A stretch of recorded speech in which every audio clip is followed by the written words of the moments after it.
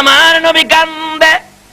এ লোকেরা, তোমরা কি আমার বাবারে দেখছো? বাবার আদুর সন্তানে চাই কিনা বলুন? মা যদি মারে, দেখবেন বাচ্চা রাস্তায় দাঁড়ায় কান্দে।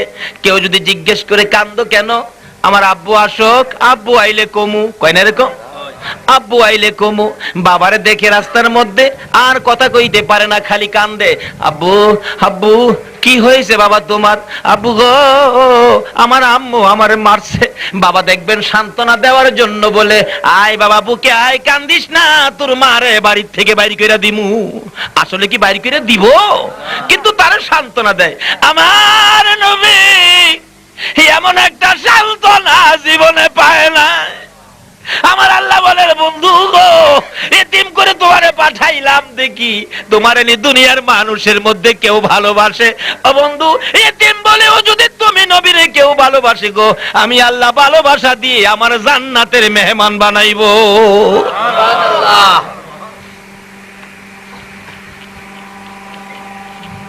শিক্ষা দেন না সন্তানদেরকে। আপনার সন্তানের জন্য কিছু করেন, তাহলে আপনার সন্তানও করবে। যেমন বাস্তব, এক লোক তার বাবারে ভাত দেয়, মাটির হানুক। চিনেন হানুক? মাটিটা যে বানাই বাসন, মাটির বর্তন। মাশাআল্লাহ, মাটির বর্তন। তো এই লোকটা বাবা বুড়া হয়েছে পরে বাবারে বেশি দেখতে পারে না আর কি। এই মাটির বর্তনের মধ্যে, আলগা ঘরের মধ্যে বাবারে ভাত দেয়। কিন্তু তার ছেলে দেখে দাদারে যে ভাত দেয় মাটির বাসনে, বর্তনে, আলগা ঘরে। তো একদিন যায় দেখে, কারণ দাদার সাথে কিন্তু নাতির একটা সম্পর্ক থাকে, ঠিক আছে? এটা ওই নবীজির দাদা নাতির থেকে আসছে।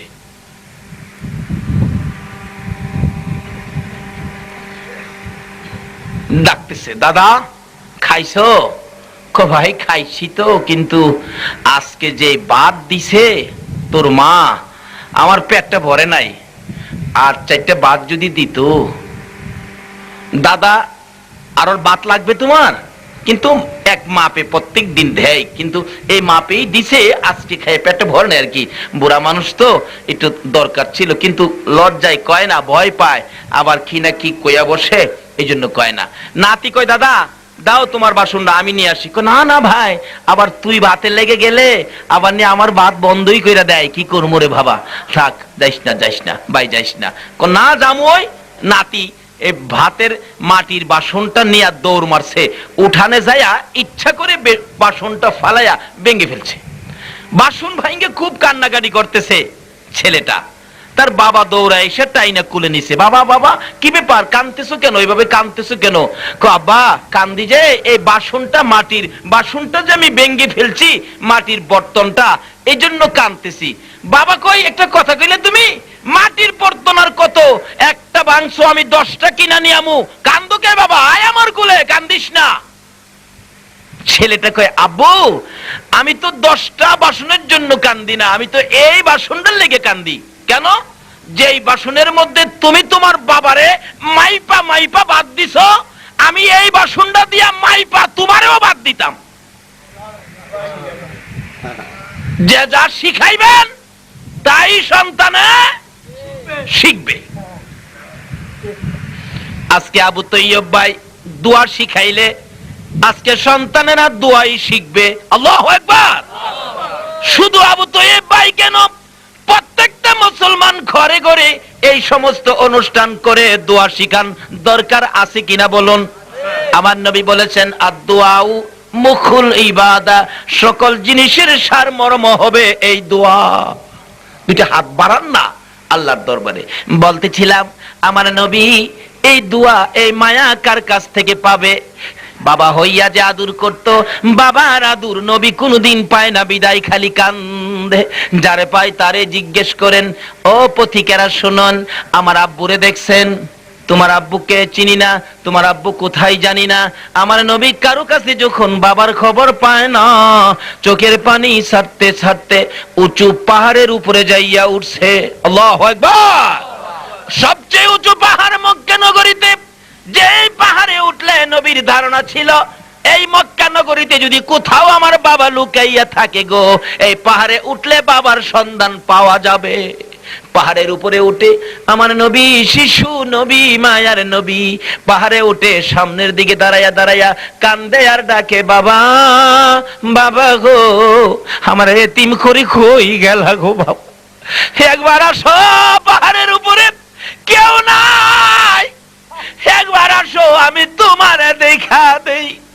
এইভাবে সামনের দিকে তাকাইয়া তাকাইয়া শিশু নবী অনেকক্ষণ সময় কেঁদেছে। বিকাল হয়ে সন্ধ্যা গনায় আসতেছে, আবার দেখে এদিকে খোঁজ পাওয়া যায় না, পিছনের দিকে তাকাইয়া কান্দে, ডান দিকে কান্দে, বাম দিকে কান্দে, সন্ধ্যা হয়ে গেছে। কোত্থেকে যেন আসতেছিল আবু জাহেল, নিষ্ঠুর পাষাণ, কিন্তু একটা বাচ্চা ছেলের কান্নার আওয়াজ শুনে আবু জাহেলের একটু মায়া হলো, বাচ্চাটা জানি কার দেখি তো। উপরে উঠেছে যাইয়া, এত উপরে বাচ্চা মানুষ কিভাবে উঠলো, যাইয়া দেখে আমার আপনার নবী ডাকতেছে, বাবা মুহাম্মদ, এইভাবে তুমি এখানে কাঁদতেছো, একটু পরে ভাগ বেরিয়ে তোমাকে খেয়ে ফেলবে, তাড়াতাড়ি আসো। নিচে নামাইয়া গুড়ার পিছনে বসাইয়া ডাকতেছে, গুড়া রে জলদি করে চল, আমেনার সন্তান আমেনার কাছে পৌঁছে দেয়, জংলার বাঘে খেয়ে ফেলতো, আমি যদি না আসতাম। গোড়া জলদি করে চল। গোড়াকে চাবুক মারে, গোড়া উঠে না, আরো মারে, গোড়া উঠে না। কিতাব বলেন এমন জুড়ে আবু জাহেল মারতে ছিল গো, গোড়ার চামড়া ফাইটা রক্ত বাহির হইতে শুরু করলো। অবশেষে গোড়া আকাশের দিকে মাথাটা বের করে করে ডাকে, প্রভু প্রভু গো, জবান খুলে দাও। আমার আল্লাহ বলেন, গোড়া রে, আমার বন্ধুর ভালোবাসায় জবান খুলতে চেয়েছো, আমার বন্ধুর পক্ষে বুঝি কথা বলবি? যা যা রে ঘোড়া, আমার বন্ধুর পক্ষে কথা বলার উসিলায় আমি আল্লাহ গোড়ার জবান খুইলা দিলাম। যে নবীর পক্ষে গেলে, যে নবীর ভালোবাসায় জংলার গোড়া পশু হইয়া যদি কথা বলতে চাই, আমার আল্লাহ কথা বলার সুযোগ দেয়। বলুন, এই নবীর ভালোবাসায় যদি আমরা আগে বাড়ি, এর চেয়ে বেশি কিছু আমার আল্লাহ দিতে পারে কিনা? এবার ডাকতেছে, জবান খুলে দাও। সঙ্গে সঙ্গে গোড়ার জবান খুলে গেল। এমনি সময় গোড়া আবু জাহেলের দিকে মুখটা করে বলতেছেন, আবু জাহেল রে, আমারে মারতে কি তোর এত মন চায়? মার, আর কত মারবি? আবু জাহেল কই, আরে আশ্চর্য, গোড়া কথা বলে। গোড়া জীবনে কোনদিন গোড়া কথা বলতে দেখি নাই, আজকে কোন সাহসে কথা বলা শুরু করে দিয়েছো? এবার গোড়া বলতেছে, এরে আবু জাহেল, গোড়া কথা বলি, অনুমতি পেয়েছি আল্লাহর কাছ থেকে, খাতিরটা হলো, সুযোগটা হলো, তোমার পিছনে যাকে বসাইছো, আবু জাহেল রে, তোমার পিছনে যারে বসাইছো, ইনি তোমার বাতিজা মনে করে পিছনে বসে রাখছো, ইনাকে চিনোনি, ইনার উসিলাই কুল কায়নাত সৃষ্টি হয়েছে। এই নবী হলেন রাহমাতাল লিল আলামিন নবী রে আবু জাহেল। এই নবীর পিছনে বসাইয়া তুমি সামনে বসে আমি গোড়ারে চাবুক মারো সামনে যাওয়ার জন্য, তুমি কি জানো না এই নবীর পিছে রেখে আমার যতই তুমি মারো না কেন, তোমার চাবুকের আঘাতে আমার জীবন বাহির হয়ে যেতে পারে। এই নবীর পিছে রাইখায় আমি গোড়া বলতেছিলাম, দয়ার নবী, মায়ার নবী, বাবার দূর, বাবার মায়া তালাশের জন্য কত কষ্ট করেছে। এবার গোড়ার জবান খুললে আবু জাহেল ডাকতেছে, বাবা মুহাম্মদ আসো, সামনে আসো, ভাগ আসতে পারে। নবীজিকে সামনে বসাইলে গোড়া দ্রুত গতিতে চলে পৌঁছে গেল। এবার আবু জাহেল বলেন, আমেনা গো, এই যে লও তোমার সন্তান, বুইজা লও, আমি যদি না আসতাম তোমার সন্তানকে জংলার বাগে খাইতো। কি বলেন? আবু জাহেলের ধারণা আমরা নবীরে কি আসলে জংলার বাগে খাইতো? আরো জোরে কোন।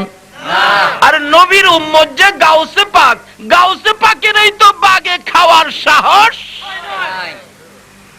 একবার গাউসে পাকের বাবা আবু সালে জঙ্গি মুসা ব্যবসার উদ্দেশ্যে বাগদাদ থেকে রওনা হবে। 7 বছর বয়স গাউসে পাকের। বলতেছেন, আব্বু আমি আপনার সাথে যাব। তার বাবা কই, বাবারে যাবি যে, রাস্তায় তো ভাগ ভাল্লুকের ভয়, যাবি যে, খাইবো তো তোরে, আমারও খাইবো। আব্বু বাগে খাক বা না খাক এটা না, আমি যাব আপনার সাথে। কি করব, লম্বা ঘটনা। একবারে ছাড়তে পারতেছে না, সঙ্গী হয়ে রওনা হলেন। পাহাড়ের নিচ দিয়া যাচ্ছে, হঠাৎ দেখে উপরে 2টা ভাগ পজিশন নিচে, বাপ বেটারে খাইবো। আবু সালে বলেন, বাবা আব্দুল কাদের, ওই যে দেখো 2টা বাঘ, এখন তোমারও খাইবো আমারও খাইবো, দুইজন 2 ভাগে খাইবো। আবু সালে বললে আব্দুল কাদের জিলানী রহমতুল্লাহ আলাইহি 7 বছর বয়স, হাসে, আব্বা বাঘে তো আমারও খাইবে না আপনারও খাইবে না। উনি বলেন বাচ্চা মানুষ কত কথাই বলতে পারে, এটা কি আমি বুঝের মানুষে মানতে পারি, কিন্তু বাচ্চা যে কত নম্বরের বাচ্চা এখনো টের পায় না। বাবা খাবেন, হাঁটেন হাঁটেন হাঁটেন। না বাবা আমার ভয় লাগে, এই তো ভাগ পজিশন নিচে, তোমাকে আমাকে খাবে। এবার গাউসে পাক বলেন বাবা বাঘে তো খাবে না, আপনি হাঁটেন। কই না বাবা, তাহলে আপনি ভয় পান, আপনি ভয় পাইলে আমারে আগে দেন। 7 বছরের গাউসে পাক বলে আমাকে আগে দেন, কোন কি? আরে বাবা আগে দিমু তোমাকে, আমার সামনে তোমার আগে নিয়ে যাবে, এটা কি আমি বাবা হইয়া সহ্য করতে পারবো? কি বলেন, সন্তানের কোনো বিপদ বাবা কি সহ্য করতে পারে? দেখবেন রাস্তার মধ্যে বৃষ্টি তুফান আসতেছে, বাচ্চাটা কোলে, দেখবেন বাবা পিঠটা বাতাস বৃষ্টির দিকে ধরে বাচ্চাটারে বুকে করে রাখছে, এরকম হয় কিনা? শুধু তাই নয়, পত্রিকায় দেখেছি একটা নৌকা ডুবে গেলে মা একটা বাচ্চা বুকে ছিল, বাচ্চাটাকে নিজে মরে যায়, বাচ্চাটা পানির উপরে ধরে রাখছে। অবশেষে আর রাখতে পারতেছে না, নিজে মৃত্যুর মুখে পড়ে গেলে বাচ্চাটা ছেড়ে দিল, কেউ নি ধরে আমার বাবারে বাঁচায়, কিন্তু দেখা গেল বাচ্চা বাঁচানোর মতো কেউ ছিল না। অবশেষে বাচ্চাটা নিচে মায়ের গলায় আঞ্জা দিয়ে ধরে যখন মরে, ওই সন্তান লাশটা খুঁজে বের করা হলো, পত্রিকায় দেখেছি, দেখা গেল মা বাচ্চা বুকে ধরে রাখছে, বাচ্চাটা এখনো মায়ের গলায় ধরে রাখছে, এইভাবেই মৃত্যুবরণ করেছে।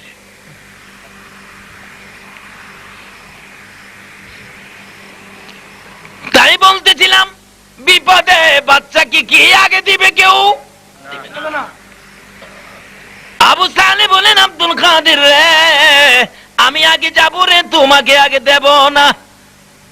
আব্দুল কাদের জিলানী রহমাতুল্লাহ আলাইহি বলেন বাবা গো আপনি আগে যান না, আমাকে আগে দেন, বাগে আমারে খাবে না আপনাকেও খাবে না। আচ্ছা ঠিক আছে যাও তো। আব্দুল কাদের জিলানী রহমাতুল্লাহ আলাইহি বয়স মাত্র 7, বলুন কত? আগে বেড়ে হাত বাড়ায় ডাকতেছে, এ জঙ্গলার বাঘ আমারে খাইস না, আমার বাবারেও খাইস না। আমি হলাম আব্দুল কাদের জিলানী, পিছনে আমার বাবা আবু সালে জঙ্গে মুসা, জোরে জোরে কোন সুবহানাল্লাহ। খাইস না, আমরা আখিরি নবীর উম্মত, আমরা কালিমা পড়েছি, আখিরি নবীর গোলাম, খাইস না আমরা রে। তার জীবনী লেখে ভাগ লেজ লারানি বন্ধ করে দিলেন, বসার থেকে উঠে গেলেন, আস্তে করে বদ্র সহিত নিচে নাইমা আসতেছে। আবু সালে বলেন আব্দুল কাদের রে ওই তো বাঘ আসতেছে, কোনো কথা মানে না। ও বাবা ভয় পায়েন না, দাঁড়ান, আপনি আমার পাশে দাঁড়ান। একদিকে দাঁড়াইলেন আবু সালে, আর একদিকে দাঁড়াইলেন আব্দুল কাদের জিলানী। এমন সময় দুইটা বাঘ এসে বাপ বেটার পায়ে সালাম করে বিদায় হইয়া যায়। আরে আল্লাহর ওলি আব্দুল কাদের জিলানী ডাক দিলে যদি জঙ্গলার বাঘ পায়ে সালাম করে গো, বলুন সেই নবীর কি বাঘে ধরতে পারে? এবার আবু জাহেল বলতেছেন আমি না গো তোমার আদুরের সন্তান, আমি যদি না থাকতাম বাঘে খেয়ে ফেলতো। এই যে লাও তোমার মোহাম্মদকে তুমি বুঝে শুনে রাখো। এবার আমেনা মুস্কি মুস্কি হাসে আর বলতেছেন, এ আবু জাহেল কার কথা বলতেছো বাঘে খাবে? যেদিন আমার এই সোনার সন্তান পূর্ণিমার চাঁদ আমার কোলে তাশরিফ এনেছে, আমি দেখেছি খানায় কাবা আমার সন্তানকে সেজদা করেছে। বলতেছিলাম এই নবীর শিক্ষা কি ছিল? মা বাবার সাথে ব্যবহার ভালো করা না খারাপ করা। সকল সৃষ্টির পিতা, সকল রুহুর পিতা হলেন আমার আপনার নবী। পিতা হইয়া কত সুন্দর শিক্ষা দেয় দেখুন।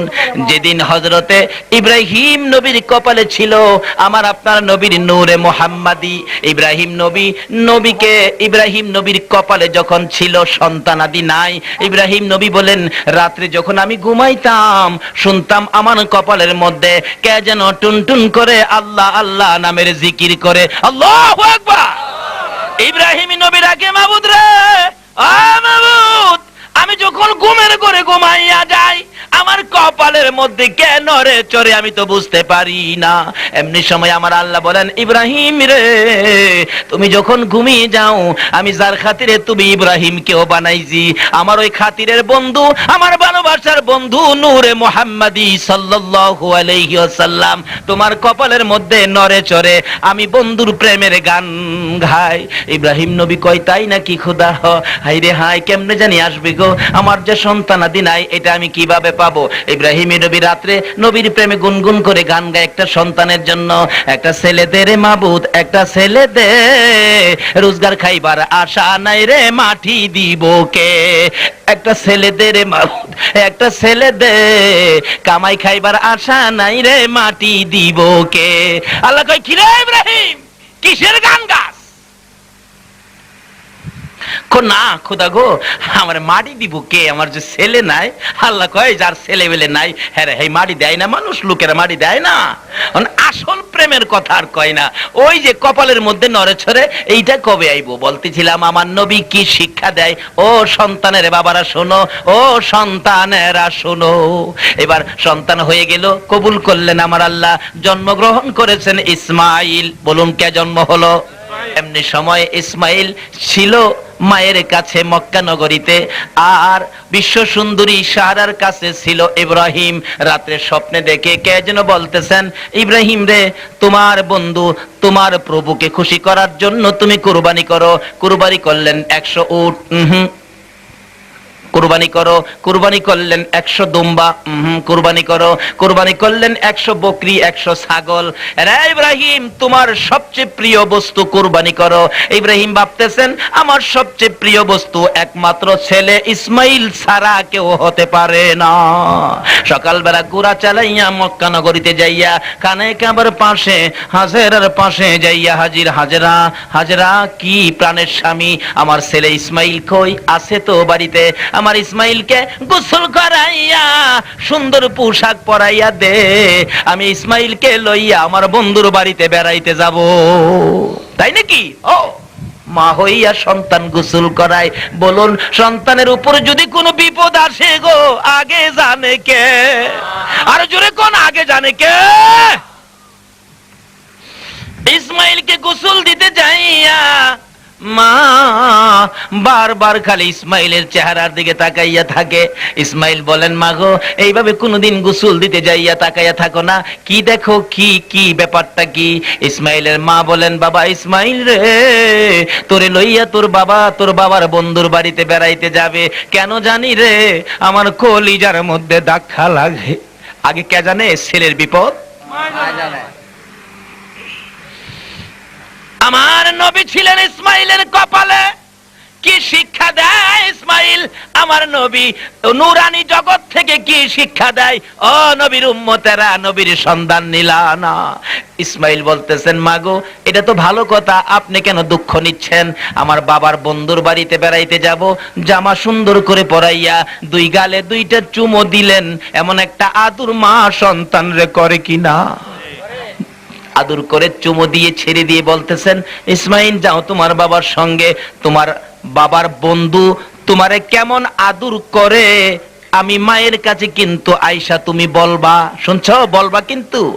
আচ্ছা, আসলে নিতাছে কিসের জন্য? কুরবানির জন্য। রওনা হলেন, লম্বা ঘটনা। যাইতে যাইতে যাইতে যাইতে মক্কা নগরী খানে কাবার পাশ থেকে বাহির হলেন, মিনার দিকে যাইতেছেন। যাইতে যাইতে একটু গেলেই শয়তান কয়, তোমারে কই নাই জানুনি তোমারে জব করব। হ্যাঁ, বাবা কি সন্তান জব করে? বাবা কি কয়? পাথর মারো। 3 জায়গায় আমার নবীর নূরের অংশ কপালে নিয়ে ইসমাইল পাথর মারলে আল্লাহ কয়, বন্ধু গো, এটা আমি কিয়ামত পর্যন্ত রাখলাম, এই পাথর সকলেই আইসা মারবে, এখন মারে না হাজিরা? আমি নিজেও মারছি। লম্বা ঘটনা, এখানে ওয়াজ করলে 2 ঘন্টা। এর কারণটা বুঝাইতেছি, নবী যে কি শিক্ষা দিলেন, নূরানি জগৎ থেকে নবী কি শিক্ষা দিলেন।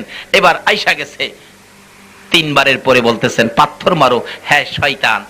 3 বারের পরে শয়তান দূর হয়ে গেলে বলতেছেন ইব্রাহিম নবী, ইসমাইল, আমার আল্লাহ বলেছে, আমার বন্ধু বলেছে, সবচেয়ে প্রিয় বস্তু কুরবানি করার জন্য এই যে রশি, এই যে ছুরি আনছি, তোমাকে তো আমার কুরবানি করতে হয়, আমার আল্লাহর নির্দেশ। 7 বছরের ইসমাইল আমাদের দেশের পোলা হইলে কি কন, একটা দৌড় মারতো না, বাবা গো আমি নাই। কিন্তু ইসমাইলের কপালে যে নূরে মুহাম্মাদি কি শিক্ষা দেয়, বাবার কথার বাইরে যায় না। বাবা ঠিক আছে, যদি আল্লাহ হুকুম করে থাকে আমাকে কুরবানি করতেন, সাতাজিদুনি ইনশাআল্লাহ মিনাস সাবিরিন। বাবা আপনি ঘাবড়েন না, ভয় পায়েন না, ইনশাআল্লাহ আমি সবর করলাম, সবরকারীর মধ্যে আছি, আপনি তাড়াতাড়ি করে আমাকে জব করে দেন। আচ্ছা বাবা শুনেন, আমাকে জব করবেন আপনার প্রভুকে খুশি করার জন্য না? হ্যাঁ ঠিক আছে জব করেন, তবে বাবা গো আমার তিনটা কথা। কি? এক নম্বরে হলো আমার চোখগুলি এবং আপনার চোখগুলি ভালো করে বাইদা লইয়েন। তার কারণ হলো আমার গলায় যখন ছুরি দিবেন আমি আপনার দিকে চাইয়া আব্বু কইয়া ডাক মারলে আপনি যদি আমার দিকে দেখেন মায়া হবে আর আমাকে কাটতে পারবেন না, তাইলে আপনার প্রভুকে আপনি খুশি করতে পারবেন না, চোখগুলি বাঁধবেন। আচ্ছা, দুই নাম্বার আমার হাত পাওগুলো ভালো করে বাঁধবেন। তিন নাম্বার আমার রক্ত মাখা জামাগুলো আমার মায়ের কাছে পৌঁছাইয়া দিয়েন। ইব্রাহিম বলে ইসমাইল চোখ বাঁধার জন্য বলেছো, মায়া যাতে না হয় বুঝলাম, হাত পাও গুলো বাঁধার জন্য কেন বলছো জানতে চাই। এবার 9 বছরের ইসমাইল আমার নবীকে কপালে লইয়া বাবার সাথে কথা বলেন, বাবা ইব্রাহিম গো আমার গলায় যখন আপনি ছুরি চালাবেন, গলা কাটার ব্যথায় যদি আমি হাত পাও নড়াচড়ি করি, হয়তো আমার পাও টুকুন আপনি বাবার গায়ে যায় লাগতে পারে। বাবা গো আমি 9 বছরের এই একটা বাচ্চা হইয়া বাবার গায়ে লাথি দিয়া কলঙ্কনি হইয়া কবর যাইতে চাই না। আমার হাত পাও গুলি ভালো করে বাঁধবেন, গলা কাটায় ব্যথায় নড়াচড়ি করে যেন বাবার গায়ে হাত পাও না লাগে। আর ওখানের দিনের পোলাপান বাবারে দইরা পিটায়।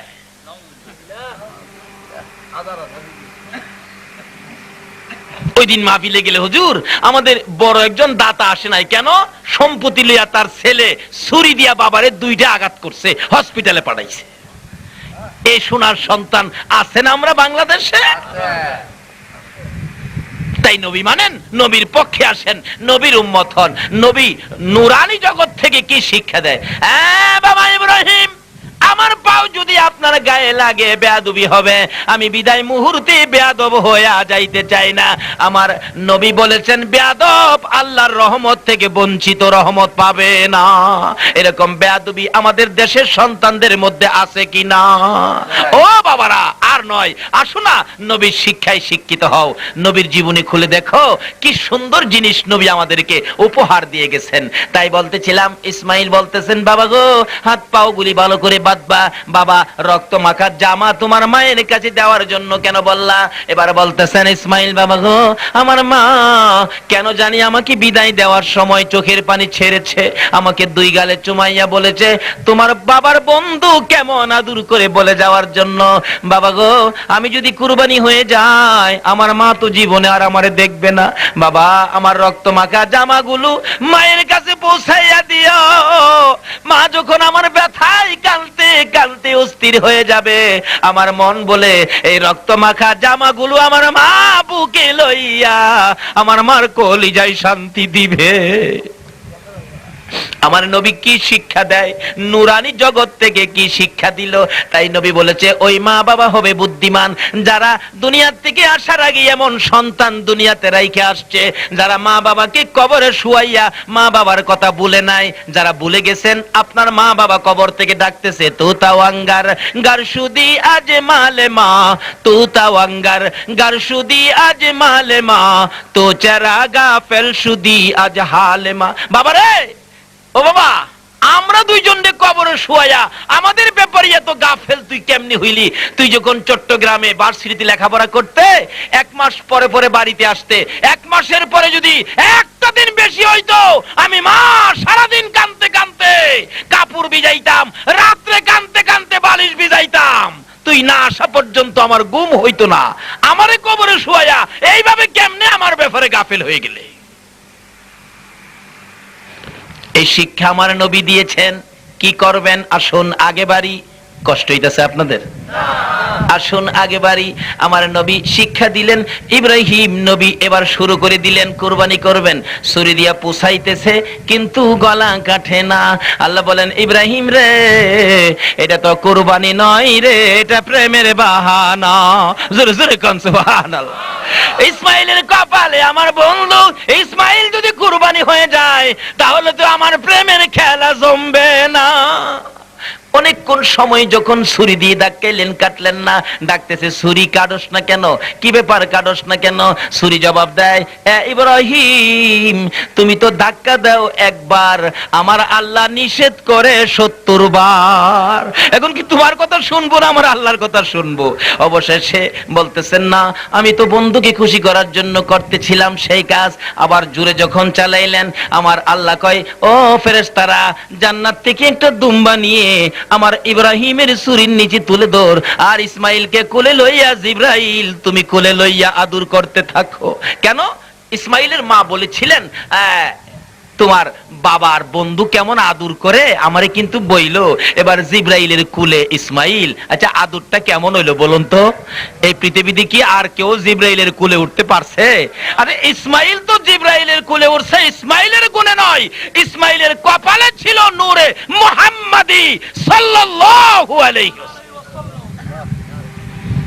ইসমাইল যদি আমার নবীরে লইয়া জিব্রাইলের কুলে উঠতে পারে, আমার নবী বলেছে, উম্মতেরা রে, আমার ভালোবাসা লইয়া যদি কবরে আসো, হাসরের ময়দানে আসো, আমার উম্মতেরে ফুলসিরাতের ফুল পার করে দেওয়ার জন্য জিব্রাইলে 600 নূরের পাখা বিছাইয়া দেবে।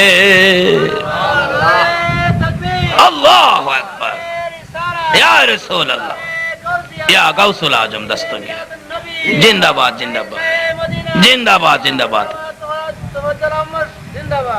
আসুন আগে বাড়ি। বলতেছিলাম, সন্তানদেরকে কি শিক্ষা দিবেন? সন্তানের জন্য মা বাবা যদি দোয়া করে, বলুন তো কবুল হয় কিনা? সন্তানের জন্য মা বাবার দোয়া কবুল, আবার সন্তানের দোয়া মা বাবার জন্য কবুল, ডাইরেক্ট কোনো বাধা থাকে না। কাজী সন্তানের জন্য দোয়া করেন, এটা মা বাবার দায়িত্ব। তাইলে সন্তান দোয়া শিখবে, আপনারা কবরে গেলে তারাও দোয়া করবে আপনাদের জন্য। বাস্তবে আসুন, যেটা আমি বলতেছিলাম, ইব্রাহিম নবী বলেছিলেন তার মাকে, মা আমার রবকে, কথাটা খেয়াল আছে নি? আমার রবকে। মা বলেন, বাবা তোমার রব তো আমি। আচ্ছা একদিক দিয়ে কথাটা বড় কঠিন দেখা যায় না? রব মা হইব কিভাবে? আসলে রব শব্দের অর্থ লালন পালনকারী। ছোট কালে মা একটা লালন পালনের দায়িত্ব আমাদের ছিল কিনা? মা করছেনি? কেমন করছে দেখবেন, যার 5টা 7টা বাচ্চা আছে, এরকম 5টা 7টা বাচ্চার মা আছে না? আমি কুমিল্লাতে মাহফিলে গেলে একজন মুফতি সাহেব, আমি জিগাইলাম, হুজুর মুরব্বী, একবার বুড়া হয়ে জিগাইলাম, হুজুর আপনার ছেলে মেয়ে কতজন? হাসে, কয় না। আর ছেলে মেয়ে কতজন জিজ্ঞেস করলাম, হাসেন কেন? কয় বাবা হাসি যে ছেলে মেয়ে কতজন যদি বলি তুমিও হাসবা। জিজ্ঞেস হাসবো ছেলে মেয়ের কথা কইলে, হ্যাঁ তো কোন কি কি ব্যাপার? আমার ছেলে মেয়ে আল্লাহর মাল 20 জন। তখন আমিও হাসতাছি, কই দেখছো বাবা, কইতাম না তুমি হাসবা? আমি হুজুর আমার এই বয়সে 20 জন ছেলে মেয়ের বাবা দেখছি না, আপনারে দেখলাম। বালা যে সরকার আপনার খবর পাইছে না, যদি 20 জন সন্তানের বাবা আপনি খবর পাইতো, মনে হয় আপনারে আর পোলার মারে তাল ফুট্টি ফাড়াই লইলে। কারণ সরকারি আইন কয়জন, ছেলে হোক মেয়ে হন 5 জনই যথেষ্ট। কি কর? হ্যাঁ জি না বলে 2 জন। 2 জনের জায়গায় যদি 20 জন হয় সন্তান, হ্যাঁ অস্তিত্ব রাখবো সরকার? না বাবা আমার ছেলেমেয়েরা খুব ভালো আছে। যাই হোক 20 জন বাদ দিলাম, 5-7 জনের মা বাবা তো প্রায়ই পাওয়া যায়। দেখবেন লালন পালন যে মা কিভাবে করে, একটা মা লালন পালন করে 7টা সন্তানের মা। দেখবেন সন্ধ্যার সময় মা ঘরের রান্না বাড়া বাকি সব কাজ করতে যাইয়া, সন্তানাদি খাওয়াইতে যাইয়া, মুরুক টুরুক ছাগল ঘরে টরে নিতে যাইয়া রাত্র প্রায় 11টা বাইজা গেছে, সব ছেলে মেরে ঘুম পাড়াইছে, কিন্তু মাইজলা ছেলেটা হ্যাঁ না খাইয়েই সন্ধ্যার সময় ঘুমায় গেছে। এরকম হয় না অনেক সময়? সন্ধ্যার সময় ঘুমায় গেছে, সবকিছু কাজ কমপ্লিট করে শীতের রাত্র মা খালি শুইয়া ল্যাপটা গায়ে দিছে, একটু আরাম লাগতেছে। এমন টাইমে ওই যে মাইজলাটা না খাইয়া ঘুমাইছিল, হ্যাঁ কইলাম ঘুমের থেকে উঠছে, মাঝি গাই কান্দোস কি লেগা? আরে বাবা কি লেগা কান্দোস? 11টা বাজে, মা খালি শুইছে, শুরু হইলো কিন্তু কান্দা। আর কি লেগে কান্দোস? কইতো না, হ্যাঁ খালি কান্দে। আর কি লেগে? আধা ঘন্টা পরে কয়, আমি যে ভাত খাইছি না তুই জানোস না? তা এই কথা তুই আধা ঘন্টা আগে কইলেই পারস। এরকম একটা বিরক্ত মারে করছি কিনা কন্ত?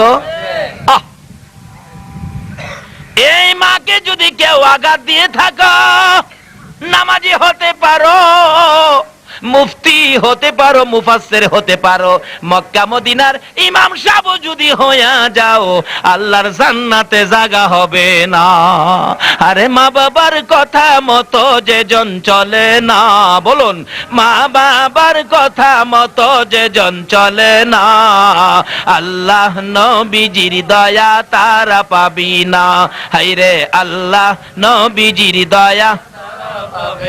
মা বাবাকে দুঃখ দিলে নামাজে রোজা যাইবি ফলে, মা বাবাকে দুঃখ দিলে নামাজে রোজা যাইবি ফলে, মার কলি যায় আঘাত দিলে খোদা সহে না, মার কলি যায় আঘাত দিলে খোদা সহে না, আল্লাহ নবীজির দয়া তারা পাবি না। হায়রে আল্লাহ নবীজির দয়া পাবে না। এই মারে কষ্ট দিয়েন না। মা দেখেন কি করে, আধা ঘন্টা পরে বলতেছেন ভাত খাইবি তুই আগে কইলেই পারস। বাদ দে, দিছে ভাত। কয় আমি শুয়ে থাকি? কয় না, তুই কাছে বইয়া থাক। দেখবেন মারে কাছে বয়া, হ্যাঁ ভাত খায়। খাইতে লাগছে আরো 1 ঘন্টা। 12টা, 12:30 খাওয়ায়া শুয়ায়া মা খালি কাছে শুইছে, এমনি আরেকটা চিল্লানি মারছে, মায়া মায়া। কি? আমি তো প্রস্রাব করে দিছি। এরকম হইছে না ছোট সময়? মা দেখবেন আবার উঠা ওই ছেলের প্রস্রাব বদলাইয়া খালি বিছানাটা শুইছে, আরেকটা চিল্লানি মারছে, মা মা। কি? আমি পায়খানা করুম। এরকম একটা দায়িত্ব মার ছিল কিনা?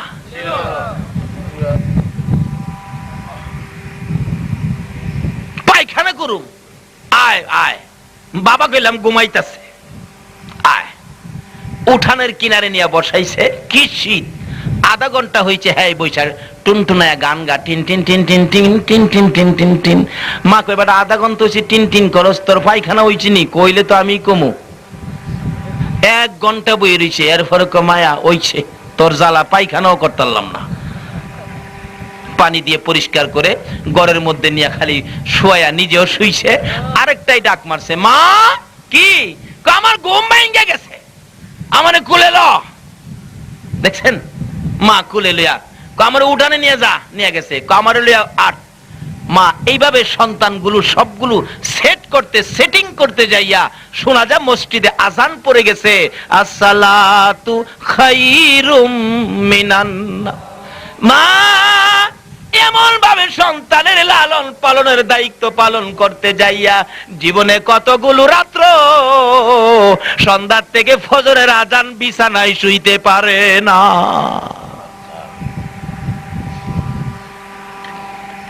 বলতেছিলাম এই মায়ের জন্য আমার নবী কত পাগল ছিলেন। বাবা হারা হইয়া আমার নবী যখন এইভাবে ঘুরতে ঘুরতে মায়ের কাছে পৌঁছলেন, কথাটা খেয়াল আসেনি? আবু জাহেল পৌঁছালেন, মায়ের গলায় ধরে কান্দে, মা গো, মক্কার অলিতে গুলিতে তালাশ করলাম, পাইলাম না আমার বাবারে। মক্কা নগরীর পাহাড়ের সবচেয়ে উঁচু পাহাড়ে উঠে চারদিক ঘুরে ঘুরে বাবা বাবা কইয়া কাঁদলাম গো, আমার বাবা এত নিষ্ঠুর, বাবা তো আইলো না। মা কই আমার বাবা, বলে দাও না গো মা, কই আমার বাবা, কই বলে দাও না। এবার দেখা গেল মায়া মেনা আর কিছু কইতে পারে না। অবশেষে মায়ের গলা ছেড়ে দিয়ে দাদার কাছে আবার চলে গিয়ে বলতেছেন, দাদা গো, সারাদিন কাঁদলাম, মক্কার অলিতে গুলিতে বাবা পাইলাম না, উঁচু পাহাড়ে দাঁড়াইয়া চারদিক ঘুরে ঘুরে দেখলাম, বাবারে পাইলাম না। দাদা গো বলে দাও না আমার বাবা কই। এবার ডাকতেছে আব্দুল মুত্তালিব উম্মে আইমানকে দিয়ে, আমেনাকে ডেকে নিয়ে আসো। আমেনা গো, আমার নাতি যখন বাবার জন্য পাগল হয়ে গেছে রে, আমেনা আমি অনুমতি দিলাম, উম্মে আইমানকে দিলাম, আর 2 জন লোক সাথে দিলাম, 5 জনকে কাফেলা করে দিলাম।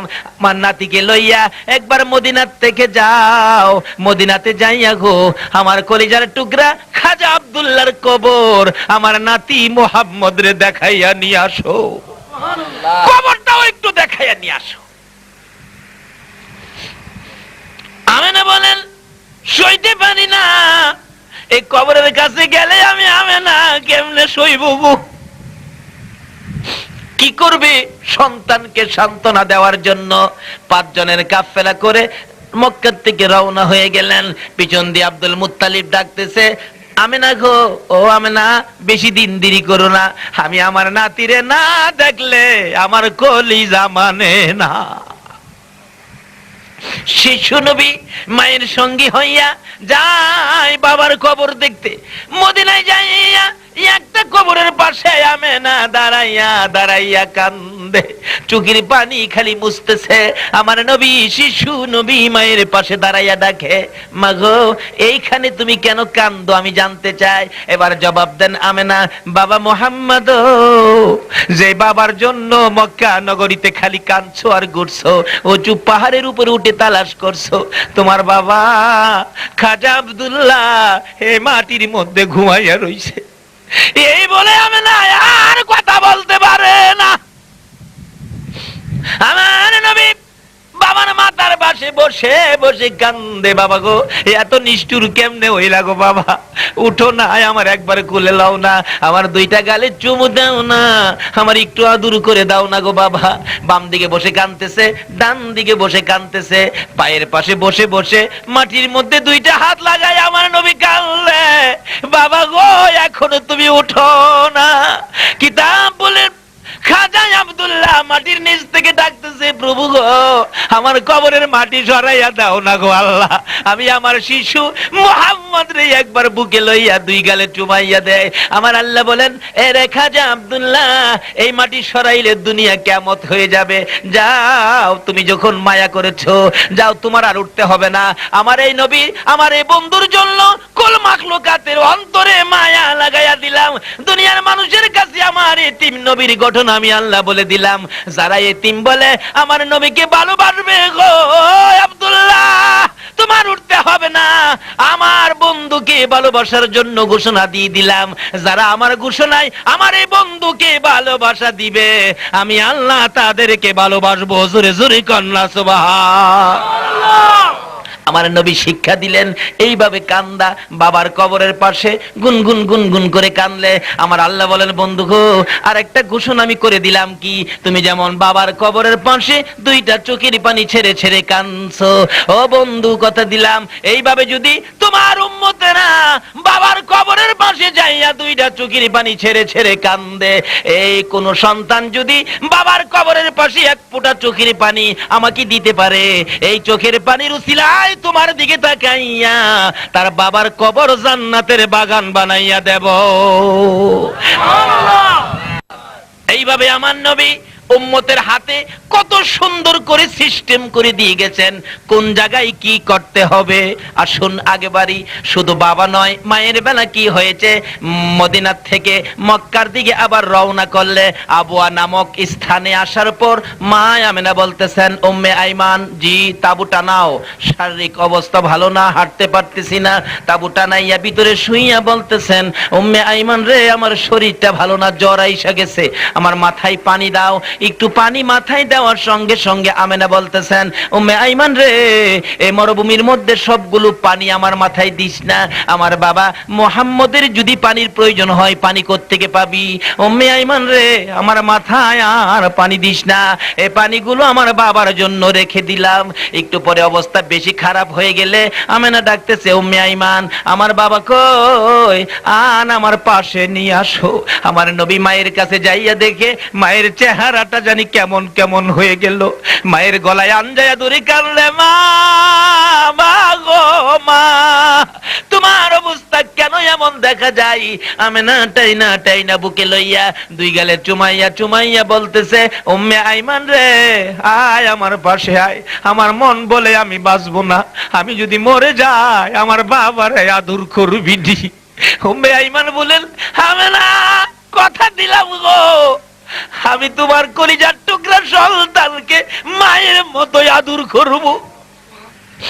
একটু পরে আমার নবীকে বুকে লইয়া দুই গালে চুমাইতেছে। আমার নবী জিজ্ঞেস করে, মা এইভাবে কেন আমাকে আদর করতেছো? আমেনা বলেন, বাবা গো, আমার মন বলে আমি আর তোমারে দেখবো না, আমি আর জীবনে চুমা দিতে পারবো না, তুমিও বুঝি আমার জীবনে মা কইয়া ডাকতে পারবি না। এই বলে মায়ের গলায় আঞ্জাতে ধরলে আমেনা আমার নবীকে বুকে লইয়া দুনিয়া থেকে বিদায় হয়ে আধা। আমার নবী কাঁদলে। অবশেষে মরুভূমির বালুর মধ্যে আমি নাকি দাফন করে আমার নবী কবরের পাশে দাঁড়াইয়া কান্দে, আল্লাহ গো, বাবা খুঁজতে যাইয়া নিজের হাতে মা দাফন করে গেলাম। আমার আল্লাহ বলেন, বললো এইভাবে যারা মাকে দাফন করে কবরের পাশে দাঁড়াইয়া চোখের পানি তোমার মতো ছেড়ে ছেড়ে কাঁদবে, কথা দিলাম বন্ধু, তোমার চোখের পানি ওই চোখের পানির সাথে মিলাইয়া সন্তানের চোখের পানির উসিলায় তার মায়ের কবর জান্নাতের বাগান বানাইয়া দেব। সুবহানাল্লাহ। আমার নবী এইভাবে আমাদেরকে শিক্ষা দিয়ে সোনার মদিনা শুইয়াছেন। আমার নবী ইচ্ছে করলে জান্নাতে যেতে পারতেন, সিদরাতুল মুনতাহায় যেতে পারতেন, আরশে মুআল্লায় যেতে পারতেন, কোথাও যায় না। উম্মত সহ আমার নবী ফুলসিরাতের ফুল পার হয়ে যাবেন। এই নবীর শিক্ষায় শিক্ষিত হন। বলতেছিলাম, সন্তানের জন্য মা বাবা দোয়া করবে, আর মা বাবার জন্য সন্তান দোয়া করবে। এটাই যেন আজকের মাহফিলের কোন সন্তানের জন্য মা যদি দোয়া করে, ইতিহাস খুলুন, এরকম সমুদ্র পথে একটা মা একটা ছেলে 1 বছর বয়স অ্যাক্সিডেন্ট হয়ে গেল। এবার খালি তুফান ঢেউ, বাচ্চাটা বুকে নিয়ে মা ডাকতেছে, প্রভু গো, ও প্রভু, তুমি না মায়ের ডাক শুনো? বলুন, কার ডাক? আরো জোরে বলুন, মায়ের ডাক। শুধু আমরা না, হিন্দু ভদ্রলোক, হিন্দুর সন্তানও যদি মার কথা শুনে, আর মা যদি কোনো সন্তানের জন্য ডাক দেয়, আমার আল্লাহ শুনে কিনা? তাহলে ঈশ্বরচন্দ্র বিদ্যাসাগরের জীবনী খুলুন। ঈশ্বরচন্দ্র লেখাপড়ার জীবনে সেই লেখাপড়া করে একদিন তার মা চিঠি লিখছে, বই পুস্তকে আছে মায়ের ডাক। চিঠিটার নাম কি ছিল? মায়ের ডাক। হিন্দু ভদ্রলোক চিঠি লিখছে, বাবা ঈশ্বরচন্দ্র, আমি অসুস্থ, তুমি যেখানে থাকো তাড়াতাড়ি আসো, আমি তোমার মা অসুস্থ। চিঠি যায় পৌঁছছে রাত্রের বেলা, ঝড় তুফান, কর্ণফুলী নদীর মতো এরকম নদী, কিন্তু কিভাবে পার হয়ে যাবে? ঝড় তুফান, নৌকা নাই, লঞ্চ নাই, চম্পার নাই, ব্রিজও হয় নাই, কিভাবে যাবে? অবশেষে ঈশ্বরচন্দ্র ভাবতেছেন, মায়ের ডাক। যেই মার পেটে 10 মাস 10 দিন থেকে কষ্ট দিয়েছি, এই মায়ের ডাক কেউ আমাকে আটকায়া রাখতে পারবে না। ঈশ্বরচন্দ্র বিদ্যাসাগর হলো কিভাবে? ঈশ্বরচন্দ্র কাপড়টা ঠিকঠাক করে ঝাঁপ দিয়ে নদীতে পড়ে গেলেন। তুফানের পর তুফান, বড় বড় ঢেউ। কিছু দূর সাঁতরাইয়া গেলে ক্লান্ত হয়ে গেলেন, মনে হয় যেন আর সাঁতরাইতে পারবে না, মৃত্যু ছাড়া উপায় নাই। হঠাৎ দেখে সামনে একটা কি যেন বাসতেছে, যেটা বাসতেছে উনি ভাবলেন কলা গাছ হতে পারে, কিন্তু আসলে ছিল এটা মরা মানুষ। মরা মানুষ ফুইল্লা বাইসা রয়েছে, এটাকে ধরে, মানুষের দিকে লক্ষ্য নাই, মরা মানুষ নদীতে, অন্ধকার ঢেউ, কিন্তু লক্ষ্য নাই, লক্ষ্য হলো মায়ের ডাক। যেতে হবে কার ডাক? আর জোরে কোন, কার ডাক? মায়ের ডাক, যেতে হবে। এটা ধরে নদী পার হইয়া যাইয়া দেখে দুর্গন্ধ করে, এবার তাকাইয়া দেখে এটা মরা মানুষ। অবশেষে নদীর থেকে গোসল করে ভিজা কাপড়ে দৌড় দিলেন। তুফানের পর তুফান, ঘূর্ণিঝড়, বাতাস, বৃষ্টি। মায়ের ঘরের দরজায় যাইয়া খালি একটু আওয়াজ করেছে, কণ্ঠ না, এমনি করে তার মা চিৎকার মেরে ডাক মারছে, কে রে? বাবা ঈশ্বরচন্দ্র। আল্লাহু আকবার কন্যা। দিনে আমার ঘরের দরজায় কে আওয়াজ দিল গো? আমার বাবা ঈশ্বরচন্দ্র ছাড়া কেউ না। কণ্ঠ দেয় নাই, টুকটুক আওয়াজ শুনে মা বুঝে ফেলছে। কি বলেন? এরকম বুঝ সন্তানের জন্য মা বাবাকে আল্লাহ দেয় কিনা কন্ত? কে? ঈশ্বরচন্দ্র। হ মা, আমি। দরজাটা খুলে মা একটা চিৎকার মারছে, আকাশের মালিক, এমন পাগল সন্তান কি তুমি আমাকে দিয়েছো? এর ঈশ্বরচন্দ্র, এত ঝড় তুফানের মধ্যে তুমি কিভাবে আসলে? ঈশ্বরচন্দ্র মায়ের চিঠিটা খুলে বলতেছেন, মা, চিঠির প্রথমে লেখা গো মায়ের ডাক। বলুন কার ডাক? আমার আল্লাহ বলেন, তুমি নামাজের মধ্যে দাঁড়াইছো, নামাজের নিয়ত করে 2 রাকাত নামাজ 1 রাকাত পড়ে ফেলেছো। এবার তোমার বৃদ্ধা মা যদি ডাক মারে, আব্দুর রহমান রে আয় আমার পাশে আয়, আমার আল্লাহ বলেন এই নামাজ ছেড়ে দিয়ে তোমার মায়ের ডাকে সাড়া দাও। মায়ের ডাক। ঈশ্বরচন্দ্র ডাকতেছে, মা এই যে দেখো চিঠির মধ্যে লেখা মায়ের ডাক। মা গো, তোমার ডাক যখন আমি শুনি, দুনিয়ার কেউ আমাকে বাধা দিয়া রাখতে পারে না। আরে মা বাবার কথা মতো যে জন চলে না, বলুন, মা বাবার কথা মতো যে জন চলে না, আল্লাহ নবীজির দয়া তারা পাবি না। আইরে আল্লাহ নবীজির মা বাবাকে দুঃখ দিলে নামাজ রোজা যাইবি ফলে, মা বাবাকে দুঃখ দিলে নামাজ রোজা যাইবি ফলে, মার কলিজায় আঘাত দিলে খুদা সহে না, মার কলিজায় আঘাত দিলে খুদা সহে না, আল্লাহ নবীজির দয়া তারা পাবি না।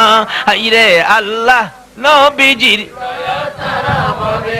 মা বাবা অতি আপন, মা বাবার কর যতন, মা বাবা অতি আপন, মা বাবার কর যতন, 3 কথার সাথী পায়া বুইলা যায় না, 3 কথার সাথী পায়া বুইলা যায় না, আল্লাহ নবীজির দয়া তার পাবি না। হাইরে আল্লাহ নবীজির দয়া বাবারা ভাইরা, আসুন জায়গা মতো আমার নবী কি শিক্ষা দিয়েছেন।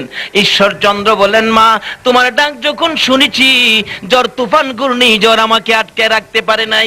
মা বলতেছেন, বাবা ঈশ্বরচন্দ্র, কর্ণফুলী নদী কিভাবে সাঁতার দিয়ে আসলা? নৌকা ছিল না, ভেলা ছিল না, ব্রিজ ছিল না, চম্পান ছিল না, কিভাবে আসলে? মা তোমার ডাক সামনে রেখে সাঁতরাইয়া পার হইতে যাইয়া ক্লান্ত হয়েছি, মাঝখানে কলা গাছের মতো কি যেন পেয়েছি, আঞ্জায় ধরে পার হয়ে গেলাম। পার হইয়া দেখি একটা মৃত মানুষ ফুইলা বৈশা রয়েছে, এই ধরে পার হইয়া আসলাম। বাবা গো, তোমার কি ভয় করলো না? মা গো, মায়ের ডাক শুনে আমার ভয় ভীতি দূর হইয়া গেছে। ঈশ্বরচন্দ্রের মা বলেন, হ্যাঁ আকাশের মালিক, আমার ঈশ্বরচন্দ্র যদি আমি মায়ের ডাকি এইভাবে সাঁতরাইয়া পার হইয়া আসতে পারে, আমার সামনে হাজিরি হতে পারে, আমি মা হইয়া তোমার ডাক দিলাম, তোমার কাছে দরখাস্ত করলাম, আমার ঈশ্বরচন্দ্রকে তুমি বিদ্যার সাগর বানাইয়া দাও। ওদিন থেকে মায়ের দুয়ার বরকতে ঈশ্বরচন্দ্রের নামের সাথে লেগে গেল ঈশ্বরচন্দ্র বিদ্যার সাগর। হিন্দু ভদ্রলোকের মার ডাক যদি আমার আল্লাহ শুনে, বলুন আখিরি নবীর উম্মতের মায়ের ডাক আমার আল্লাহ শুনবে কিনা? বাস্তবে আর শুন, কিভাবে শুনে? ডাকতেছে, মাবুদ, ঘূর্ণিঝড়ে নৌকাটা সম্পানটা ভেঙ্গে টুকরা টুকরা, বাচ্চাটা বুকে নিয়ে সাঁতরাইতেছে আর ডাকতেছে, মাবুদ গো আমাকে বাঁচাও, আমার সন্তানটা বাঁচাও। মার গলায় ধরে রাখছে বাচ্চাটা, মাঝে মাঝে ঢেউ পানি খায় আর ডাকে, মা পারবুনি আমি বাঁচতে, তুমি বাঁচতে। এবার একটু পরে আল্লাহ ডাক শুনেছে, তুফান কমে গেছে, একটা কাঠের টুকরা বেশে বেশে সামনে আসছে, ইতিহাসের ঘটনা। মা ধরেছে কাঠের টুকরার উপর, এবার ঢেউ থেমে গেলে মনে হয় জীবন বাঁচাইতে পারবে।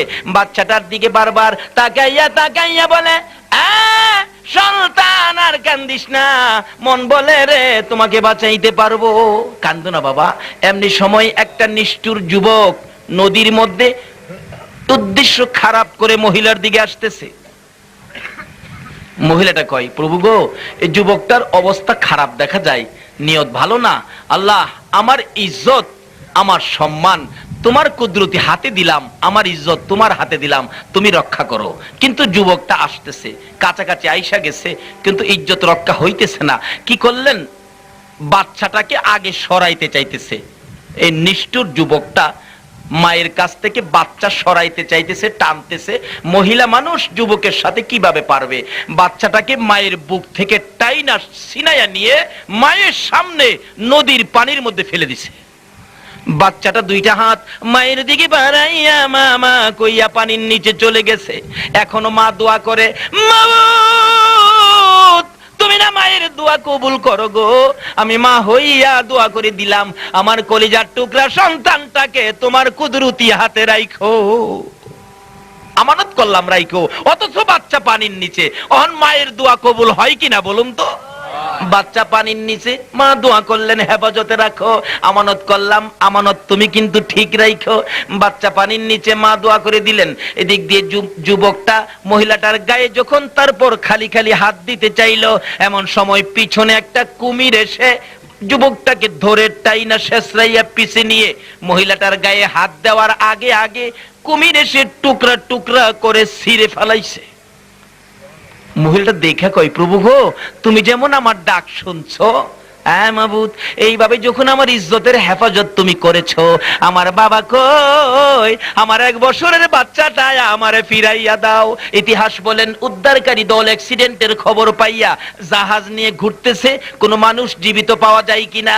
ইতিহাস বলেন উদ্ধারকারী দল দূরবীন লাগাইয়া দেখে বহু দূর 1 বছরের একটা বাচ্চা একটা মাছের পিঠের উপর ঘুমাইয়া রইছে। কিসের পিঠের উপর? আচ্ছা, মাছ কি সমুদ্রের মধ্যে মানুষ পাইলে পিঠে রাখে না পেটে ঢুকায়? কিন্তু মা দোয়া করেছিলেন। আজকে কে আছো সন্তানের জন্য দোয়ার ব্যবস্থা করেছো, এমন বাবা মা তোমরা কে হয়েছো? এবার আমার আল্লাহ বলেন মায়ের দোয়া কবুল করি, বাবার দোয়া আমি কবুল করি। মা দোয়া করলেন, পানির নিচের বাচ্চা আমার আল্লাহ হেফাজত করে মাছের পিঠের উপর ঘুম পাড়াইয়া রাখছে। উদ্ধারকারী দল ইতিহাস বলেন বাচ্চাটার গায়ে যখন হাত দিলেন, বাচ্চা এখনো ঘুমাইতেছে। হাত দেওয়ার সঙ্গে সঙ্গে কে যেন বলতেছেন, মাছ রে চলে যা রে, তোর দায়িত্ব শেষ হয়ে গেছে। মাছ টপ করে নিচে চলে গেলেন, বাচ্চা জাহাজের মধ্যে উঠে গেলেন। এবার আরো দেখে পাওয়া যায় কিনা কাউরে একটা মহিলা দেখা যায়, মহিলা জ্ঞান হারা, উঠাইলেন, জ্ঞান ফিরছে। কি ব্যাপার, বাড়ি কোথায়, নাম কি, দেশ কোথায়? মহিলা বারবার বলেন উদ্ধারকারী দলগুলো গো শোনো গো, আমার 1 বছরের একটা বাচ্চা হারিয়ে গেছে, আমার বাচ্চা কোথায়? আমার বাচ্চার সন্ধান যদি তোমরা না দিতে পারো আমি জাহাজের মধ্যে থাকবো না, আমি জাহাজ থেকে নদীতে পড়ে আমি মায়া জীবন দিয়া দিব। সন্তান যদি না পাই আমি মা জীবন রেখে কি করব? একজনে বলেন একটা বাচ্চা পাওয়া গেছে 1 বছর বয়স, তাই নাকি? আসো দেখি বাচ্চা তোমার কিনা। যাইতেছে দৌড়াইয়া, জাহাজের কিনারে বাচ্চা এখনো ঘুমাইতেছে। কাছাকাছি যাওয়ার পর মা ডাক মারছে, মাউদ, ওই দই আমার কলিজার টুকরা বাচ্চা দেখা যায়। এই ডাকে বাচ্চার ঘুম ভেঙে গেছে। আমার আল্লাহ বলেন, আরে দুনিয়ার মানুষ, আমার চিনলি না, আমার বন্ধুর কথা মানলি না। এইভাবে মায়ের দোয়ায় আমি আল্লাহ নদীর নিচ থেকে বাচ্চা উঠাইয়া জীবিত অবস্থায় মায়ের কুলের সন্তান মার কুলে ফিরাইয়া দিতে পারি। এই রাস্তাগুলো বুঝিয়ে গেলেন আমার নবী এত কষ্ট করে। আসুন, সন্তানের জন্য মা বাবা শুধু লেখাপড়ার দায়িত্বই নয়, সবসময় সন্তানের জন্য মা বাবা দোয়া করা, নিজে না পারলে দোয়ার ব্যবস্থা করা। কিতাবে আসছে এশারের নামাজ পড়ে 2 রাকাত নফল যদি কোনো মা সন্তানের জন্য পড়ে, 2 রাকাত নফল কোনো সন্তানের জন্য মা 2 রাকাত নফল নামাজ পড়ে এশারের পরে দোয়া করে, এই সন্তান যতদিন পৃথিবীতে বেঁচে থাকবে একদিনও হসপিটালে যাইতে হবে না। কোন রোগ বালাই বিপদ আপদ এই সন্তানের গায়ে আক্রমণ করতে পারবে না, যেই সন্তানের উপর মায়ের দোয়া আছে, যেই সন্তানের উপর বাবার দোয়া আছে। কাজী আজকে আমার ভাই আবু তৈয়ব ভাইয়ের মতো সন্তান সুন্নতে খতনার কাজে দোয়ার মাহফিল করেছেন। তার সাথে সাথে মুরব্বী যারা কবরে তাদের রুহের মাগফিরাতের জন্য দরখাস্ত করেছেন। আসুন আমরা দোয়া করি। এরকম ভাবে সন্তানাদি যাদের আছে, সন্তানের সুন্নতে খতনায় ডোল ডাঙ্কর, বাজনা, মাইক, টিভি, টেপ বাড়ি গরম না করে একটা দোয়ার মাহফিল করুন। আমার এক চাচা, উনি বলেন, বাবা আমার মেয়েটার জন্মবার্ষিকী মিলাদ হবে, জন্মবার্ষিকীতে মিলাদ হবে। মিলাদ পড়তে গেলাম, উনি বলেন, বাবা আমার মেয়েকে যতগুলো বৎসর হায়াত দিয়ে আল্লাহ দুনিয়াতে পাঠাইছিলেন এর মধ্য থেকে তো 2টা বছর পার হয়ে গেল, আপনি দোয়া করেন যে 2টা বছর কমছে আল্লাহ নি 2টা বছর বাড়ায়া দেয়। দেখছেন গার্জিয়ানের কি দায়িত্ব নিল। আর আমরা এখন বার্থডে অনুষ্ঠান করে ডোল ডাঙ্গর বাজাইয়া মানুষকে নিয়ে রং তামাশা করি, অথচ তোমার সন্তানের বয়স থেকে যে 5টা বছর কইমা গেল, বাবা হইয়া তো এই চিন্তাটা করলা না। আসুন জাগা মতো কাজ করি, মিলাদ মাহফিল করে বাবা হইয়া সন্তানের জন্য দোয়া চান। হুজুর আজকে 5 বছরের বার্থডে অনুষ্ঠান, আমার সন্তানের যে হায়াত দেওয়া হয়েছিল আল্লাহর পক্ষ থেকে 5টা বছর কমে গেছে, আপনি দোয়া করে দেন যাতে এই 5 বছর আল্লাহ বাড়াইয়া দেয়। বলুন বাপ মা যদি এরকম দোয়া করে আমার আল্লাহ শুনবে কিনা? আসুন এই ব্যবস্থাপনা আমাদের সামাজিকভাবে, পারিবারিকভাবে, রাষ্ট্রীয়ভাবে এই নবীর আদর্শ, এই নবীর দেখানো, এই নবীর প্রেম আর ভালোবাসাগুলি যেন আমরা বুঝাইতে পারি, ঘরে ঘরে এই নবীর প্রেম ভালোবাসা যেন আমরা ঢুকাইতে পারি। আল্লাহ আমাদের সকলকে সেই বুঝ, সেই তৌফিক দান করুক। সকলে বলুন আমিন। আমি বলেছিলাম কোরআন শরীফ থেকে এমন এক ঘোষণা দিয়েছেন, এই কোরআনে কোনো সন্দেহবা নাই। এই কোরআনের মধ্যে আল্লাহ ওয়াজ করেছেন সকল প্রাণী একদিন মৃত্যুর কুলে ঢলে পড়বে, কিন্তু মরার আগে এই জিনিসগুলি আমরা আমলে নিয়ে যাই। সন্তান মা বাবার জন্য দোয়া করবে, মা বাবা সন্তানের জন্য দোয়া করবে। বিপদ আপদ থেকে বাঁচার জন্য মায়ের দোয়া সন্তানের জন্য অপরিহার্য, যেটা পৃথিবীর কেউ পারে না। মা বাবার দোয়াই এই বিপদ থেকে আমার আল্লাহ উদ্ধার করে দেয়। বাস্তবে আলোচনা করেছি। আল্লাহ আমাদের সকলকে এই নবীর দেখানো রাস্তায়, মা বাবার পক্ষে নবী কি করেছেন, মা বাবার জন্য নবী কেমন ভাবে কেঁদেছেন, মা বাবার সাথে কি ব্যবহার করতে হবে, নূরানি জগৎ থেকে নবী কি শিক্ষা দিয়েছেন, আসুন সেই শিক্ষায় শিক্ষিত হয়ে আল্লাহকে খুশি করে আল্লাহর জান্নাতি মেহমান হই। আল্লাহ আমাদেরকে কবুল করুন। সকলে বলুন আমিন। খাস করে আবু তৈয়ব ভাই যে উদ্দেশ্যে মাহফিলের আয়োজন করেছেন, আমরা দোয়া করব। আসলে আজকে আপনাদের এখানে আসতেই অনেক ক্লান্ত হয়ে গেছি, যেটা মানে বলার মতো না। এই রাস্তা আমার ভয় আইসা গেছে। আর বারবারকে হুজুর ডান দিকে যা দেখতেছেন বাতিগুলো, এগুলো কিন্তু সমুদ্রের কিনারে এসে পড়ছি আমরা, সমুদ্রের জাহাজ। আসলে রাত্রের বেলা সমুদ্রের কিনারে আসতে কেন জানি ভয় করে, দিনে তো কিছু দেখা যায়, আমরা তো এইদিকে তো আসি না, খুব কম তো, কিন্তু সমুদ্রের কথা শুনলে আমাদের বৈরব থেকেই ভয় করে। মাঝে মাঝে যে সংকট দেয়, বাবারে বাবা 10 নাম্বার সিগনাল, 9 নাম্বার সিগনাল, এখানে জানি কেমন হয়, একবার থাকলে কইতাল। যাই হোক, আল্লাহ আপনাদেরকে হেফাজত করুক, সবাইকে হেফাজত করুক। সকলে বলুন আমিন। আসুন আসুন দোয়া হবে, দোয়ার জন্য সবাই প্রস্তুত হন। রব্বানা যালামনা আনফুসানা ওয়া ইল্লাম তাগফির লানা ওয়া তারহামনা লানাকুনান্না মিনাল খাসিরিন। রাব্বিরহামহুমা কামা রাব্বায়ানি সাগীরা। রব্বুল আলামিন জান্নাতের বাগানে বসে জান্নাতি মেহমান নিয়ে হাত বাড়াইছি। তুমি যার প্রেমে সব বানাইছো, ওই নবীর আশেক পাগল লইয়া হাত বাড়াইছি। তুমি যার উপর দুরূদ ও সালাম ফেরেশতাদেরকে নিয়ে প্রেরণ করতেছো, ওই নবীর উপর দুরূদ ও সালাম ও মদিনা পাঠাইছি। মাউত আমাদের দুরূদ ও সালাম গুলো পাখির মতো উড়াইয়া উড়াইয়া দয়ার নবী মায়ার নবীর রওজাত হারে পৌঁছাইয়া দাও। মাবুদ দুরূদ ও সালামকে উসিলা করে, নবীর প্রেম ভালোবাসার এই মজলিসকে উসিলা করে আমরা যারা হাত বাড়াইছি, আমাদের তামাম জিন্দেগীর গুনাহগুলো ক্ষমা করে দাও। মাবুদ জীবনে কত গুনাহ করেছি হিসাব জিগাইও না, হিসাব যদি জিগাও গো আমরা কেউ হিসাব দিতে পারবো না। মাবুদ দুনিয়ায় দেখি সন্তানেরা যদি অপরাধ করে, বাবা দমক দেয়, বাড়িতে জায়গা দিবে না। রাত্র যখন গভীর হয়ে যায়, সন্তান কই যাবে, আস্তে আস্তে বাড়ির দিকে যায়। বাড়ির দিকে যাইয়া দেখে রাত্র যদি 2টাও বাজে গো, মা দরদি সন্তানের জন্য দরজাটা খুইলা রাখে। মাবুদ অন্যায়কারী সন্তানের জন্য মার মতো দরদি যদি রাত্রে 2টা বাজে দরজা খোলা রাখতে পারে, তুমি যার প্রেমে সব বানাইছো, ওই নবীর আশেক পাগল উম্মতের জন্য তুমি কি মাফের দরজা খুলতে পারো না? কবরে নামাইয়া বাঁশের খাটি উপরে বিছাইতেছে, বাচ্চা 2টা কান্দে, আব্বু আমার আম্মুরে কেন গো বাঁশের ঘরে ঢুকাইতেছে? লোকেরা বলেন বাচ্চা দুইটা নিয়ে বাসায় চলে যান। বাচ্চা দুইটা যাইতে চায় না, শেষরাইয়া শেষরাইয়া কবরস্থান থেকে বাহির করে রিক্সা ভাড়া করলেন, বাসায় যাবে। রিক্সা যখন টান দিলেন বাসার দিকে, এই বাচ্চা দুইটা মাঝে মাঝে রিক্সা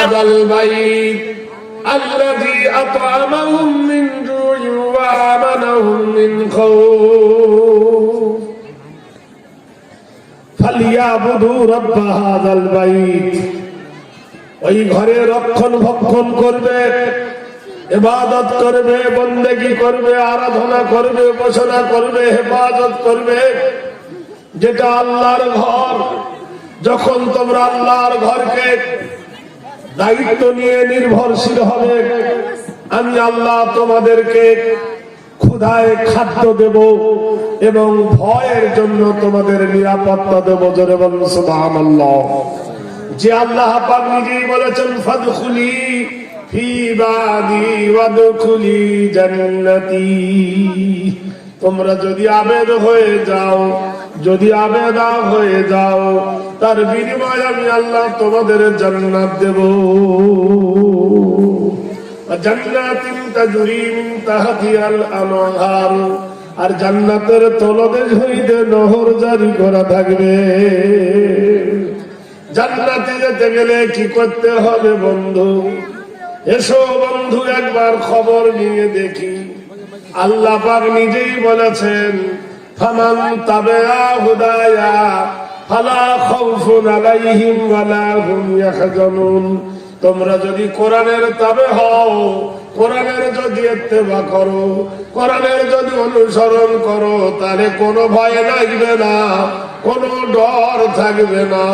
ইখরুজু মিনাজ যুলুমাতি ইলান নূর, অন্ধকার কুয়াশা থেকে আলোর পথ দেখাবার জন্য কোরআন বলে আমি এসেছি। হে মুসলিম, আর ভারতবর্ষের মাটিতে তুমি ছিলে এক নম্বর, ওরা ছিল তোমার প্রজা। এখন তুমি হয়ে গেছো প্রজা, ওরা হয়ে গেছে রাজা। তার একটাই কারণ, মুসলমান মসজিদ ছেড়ে দিয়েছো, মাদ্রাসা ছেড়ে দিয়েছো, ইলম কালাম ছেড়ে দিয়ে বিদেশি ভাষার প্রাধান্য দিচ্ছ। মুসলমান আজ পর্যন্ত খবর নিলে না, আজ পর্যন্ত তুমি দেখলে না কোনটাই সঠিক আর কোনটাই বেঠিক। ভুল পথে চলছো, আসলটা ছেড়ে দিয়ে নকল নিয়ে হড়াহড়ি। আপনি যদি আসেন, দেখুন ইসলাম কত সত্য। একটা গ্রামে দেখবেন হিন্দু আছে, মুসলিমও আছে। হিন্দুদের জন্য বানাইছে একটা ঘর, সেটা হলো মন্দির। মুসলমানদের একটা ইবাদত খানা বানাইছে, তার নাম হলো মসজিদ। ওটাও ঘর, এটাও ঘর, কিন্তু পার্থক্য কত দেখো। মন্দিরের ভিতরে মূর্তি থাকে, মন্দিরের ভিতরে ঢোল বাজায়, মন্দিরের ভিতরে বাঁশি বাজায়, কাশি বাজায়, মন্দিরের ভিতরে ঘন্টা বাজায়, ঢাক বাজায়। মসজিদে ঢোল কাশি কিছু বাজানো হয় না। তবে মন্দির আর মসজিদ কখনো এক নয়। তবে হ্যাঁ, মন্দিরের কপালে একটা অক্ষর লেখা আছে, দেখবেন নাম দিয়েছে ওম। এটা সংস্কৃতি ভাষা। পৃথিবীতে যে কেতাবটার নাম হলো অথর্ব বেদ, বাংলায় যাকে বলা হয় বুড়ো বেদ। এই বেদের ভাষা যদি জানা যায়, যে পণ্ডিত লিখেছে তিনি বড় জ্ঞানী, তাই পণ্ডিত লিখেছে পণ্ডিতদের ধারণায়। একবার জোরে বলুন নারায়ে তাকবীর। আমাদের 24 পরগনায় দুটো মেয়ে ছেলে ঝগড়া করে, এর থেকে জোরে আওয়াজ হয়। আর এতগুলো লোক আল্লাহু আকবার বলছে, মনে হয় যেন ঘুম হচ্ছে। জোরে বলুন নারায়ে তাকবীর। হয়েছে ভাইজান? ভাই বলছে হয়েছে, হয়েছে ভাই। তাহলে আরেকবার জোরে হবে, আর একবার ভোল্টেজটা বলে আমরা নারায়ে তাকবীর। এইবার হয়েছে, এইবার হয়েছে ইনশাআল্লাহ। তা আপনারা জানেন বইয়ে লিখেছেন একটা কবি যে একটা লোক নদী পার হচ্ছে, নদী গো নৌকাতে, তা মাঝিকে বলছে বুদ্ধি বোঝাই বাবু মশাই চড়ি সখীর বটে, মাঝিরে কম বলতে পারি সূর্য কেন ওঠে। মাঝিকে বাজাই মাঝি বলতে পারি চাঁদটা কেন বাড়ে কমে, জোয়ার কেন আসে। বুড়ো মাঝি মূর্খ দাঁত বার করে হাসছে। তখন পণ্ডিত বলছে সারা জীবন তুই মতিলিরা তুই খাটি, জ্ঞান বিনা তোর জীবন খানা চার আনা মাটি। এ বলছে তোর জীবনটা বুদ্ধি ছাড়া চার আনা মাটি। খানিক বাদে বাবু কহে বলতো রে ওই বুড়ো কেন ওই নীল দেখা যায় ওই আকাশের চূড়ো, কেমনে করে পাহাড় ধরা পানি আসে নেমে। বুড়ো বলছে ভাই বললাম তো আমি লেখাপড়া জানি না। তখন পণ্ডিত বলছে তোর জীবন আটা নামিছে। তারপর বলছে রাত কেন আসে দিন আসে, বলছে ভাই লেখাপড়া জানি না। বলছে তোর জীবনটা 12 আনা মিছে। মাঝি কি করে চুপ করে আছে। খানিক বাদে ঢেউ উঠেছে, জল উঠেছে ফুলে, নৌকো খানা ঢেউর তালে চলে তখন দুলে। যখন ঢেউ উঠেছে ঝড় পানি ঢেলে উঠে কিনে নৌকা নাচতেছে, তখন বাবু বলছে কিরে ভাই মাঝি নৌকা বোধহয় ডুববে রাজি, মরবো নাকি রাজি। মাঝি অব্যাপারটা কি, নৌকা ডুববে মরবো নাকি? তখন মাঝি বলছে সাঁতার জানো? মাথা নাড়েন বাবু। বুদ্ধ মাঝি বলে বাবু এখন কেন কাবু, বাঁচলে পরে আমার বিচার করো তুমি শেষে, এখন দেখি জীবনটা তোমার 16 আনা মিছে।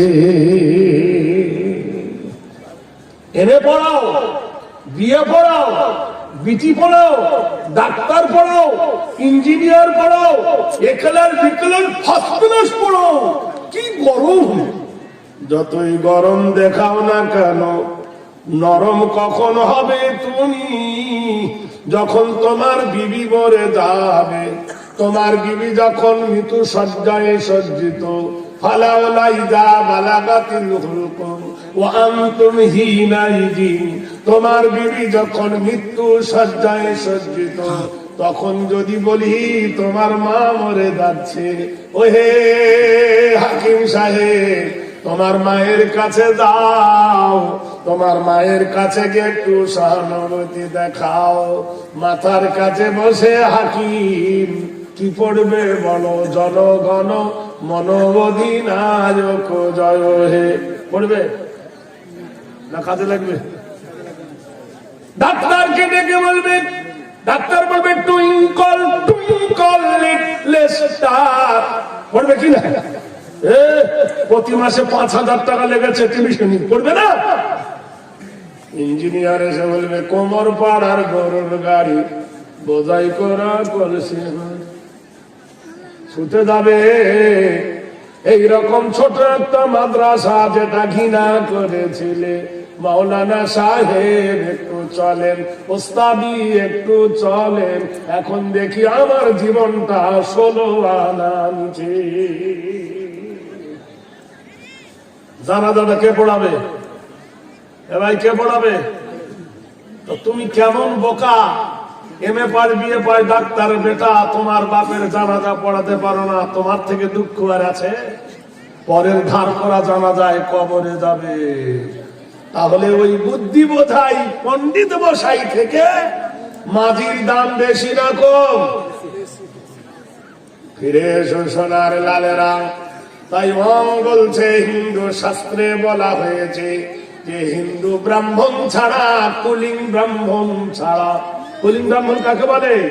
যার গায়ে কাটা দাগ থাকবে না, যার গায়ে জরুল থাকবে না, যার 6 আঙ্গুল থাকবে না, যার চোখ টেরা থাকবে না। কথা বলেন কিনা? কুলিং ব্রাহ্মণ বলা হয় ওকে, মানে নিখুঁত। একে দেওয়া হয় পৈতা। যখন ওকে বসে পিঠের ওপর পৈতে দেওয়া হয়, ওকে জিজ্ঞাসা করো যে পৈতার মন্ত্রটা কি? জীবন গেলেও বলবে আমি বলে দিচ্ছি। ওকে বসিয়ে দিল, অত ছোট বাচ্চা বলে না, পয়ডারও বসে শুভ কল্যাণ আগমন নিরীদিত নির্ভীচিত্ত সর্বনাম সরদিত নিরীত কল্যাণ সর্বনাম। আচ্ছা বলুন তো, আমাদের মসজিদের যদি ইমাম সাহেব মাগরিবের নামাজে ভুল করে, আলহামদুলিল্লাহি রাব্বিল আলামিন বলার পরে যদি বলে গায়রুল মাগদুবি আলাইহিম, লোক থামবে না? উত্তর দিবে? জোরে বলুন। সঙ্গে সঙ্গে মসজিদ ভর্তি লোকমা দেবে আলহামদুলিল্লাহি রাব্বিল আলামিন আর রহমানির রহিম মালিক ইয়াউমিদ্দিন। তার মানে বোঝা গেল যে তোমার পিছনে নামাজ পড়ছি বলে তোমার গোলাম নয়। Honor of the day of judgment, the king of mankind, the god of mankind, praise be to Allah, Lord of the earth. তোমার পিছনে নামাজ পড়ছি বলে তোমার গোলাম নয়। গোলাম কার আমরা? আরে চিন্তা এখন আল্লাহর গোলামি করি, ইবাদত করি কার? সেই আল্লাহর কালাম ভুল করবে, তোমরা মানি না, তাই লোকমা দিলাম শুধরে না, তো তোমার মতো ইমাম ফেলিও। কথাটা ঠিক না? কথা বলুন। তাহলে যাকে ব্রাহ্মণ মন্ত্র পড়ালো তার ভুল ধরতে কেউ পারল? ও তো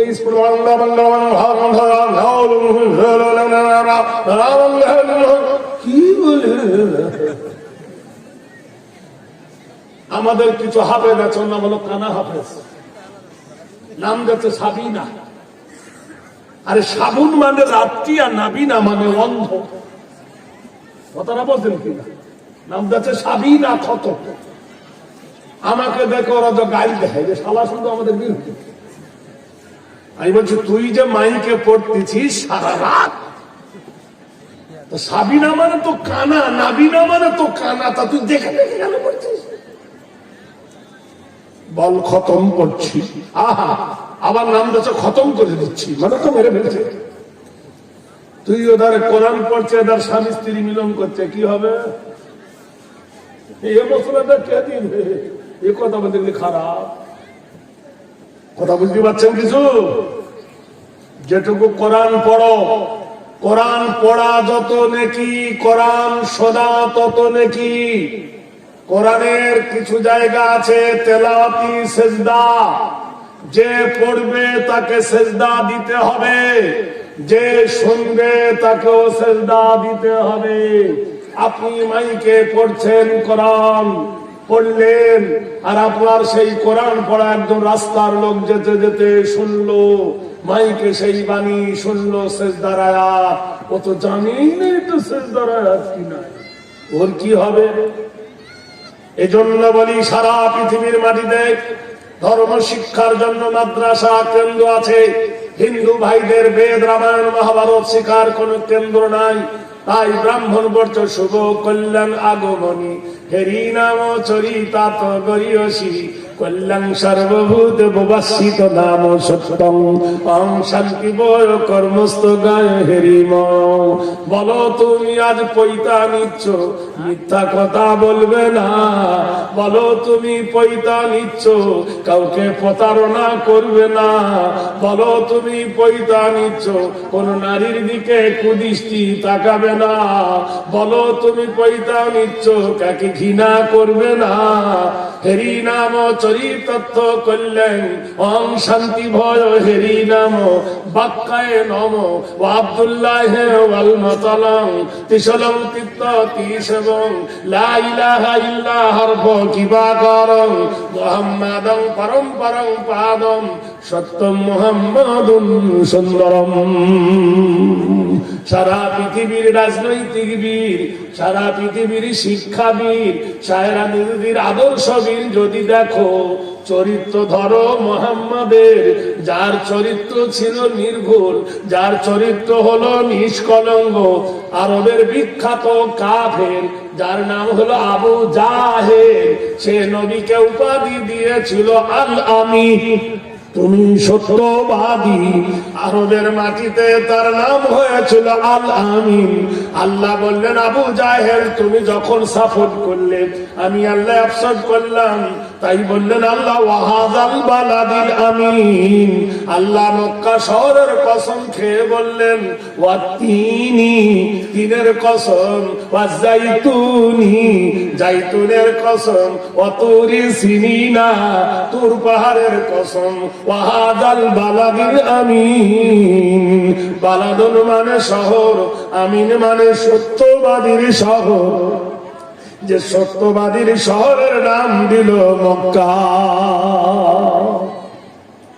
চরিত্র যদি পেতে চাও, নবীর চরিত্র ধরো। লাকাদ জাআকুম রাসূলুম মিন আনফুসিকুম আজিজুন আলাইহি মা আনিতুম হারিসুন আলাইকুম বিল মুমিনিনা রাউফুর রহিম।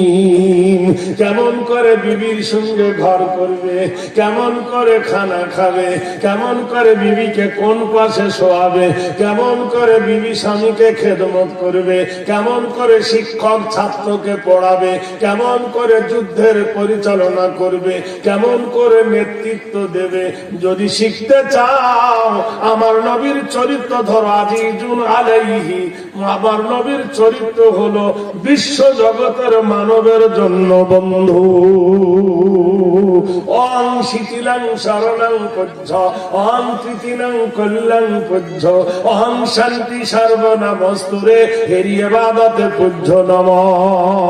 বিশ্ব নবী বললেন মসজিদে যখন আসবে, কেউ গরিব নয়, কেউ বড় লোক নয়, কেউ ধনী লোক নয়, কেউ ইতিম নয়, কেউ অনাথ নয়, কেউ বক্তা নয়, কেউ শ্রোতা নয়, মসজিদে সবার সমান অধিকার।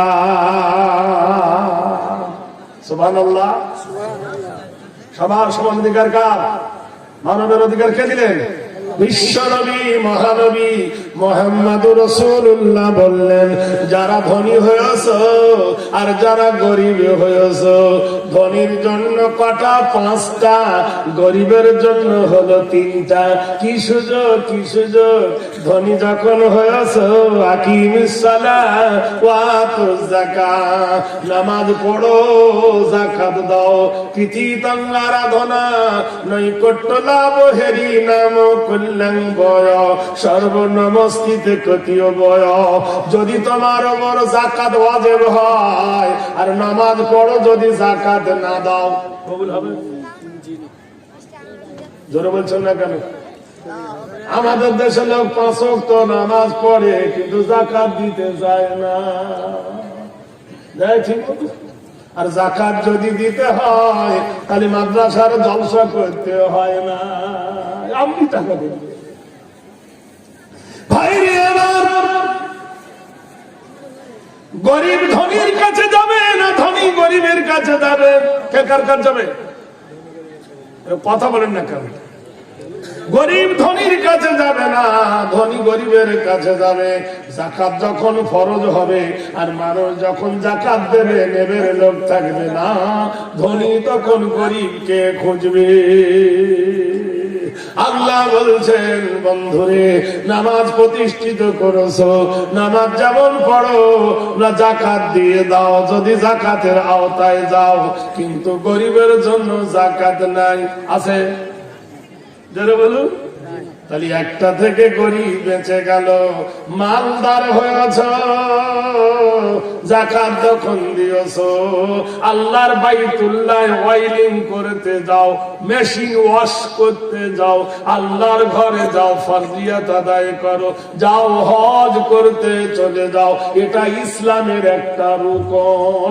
যদি যেতে না পারো, বুড়ো হয়ে গেছি, আমার শরীর চলে না, তাহলে যোগ্য একজন ব্যক্তিকে হজে বদল পাঠিয়ে দাও। আছে না নাই মশলা?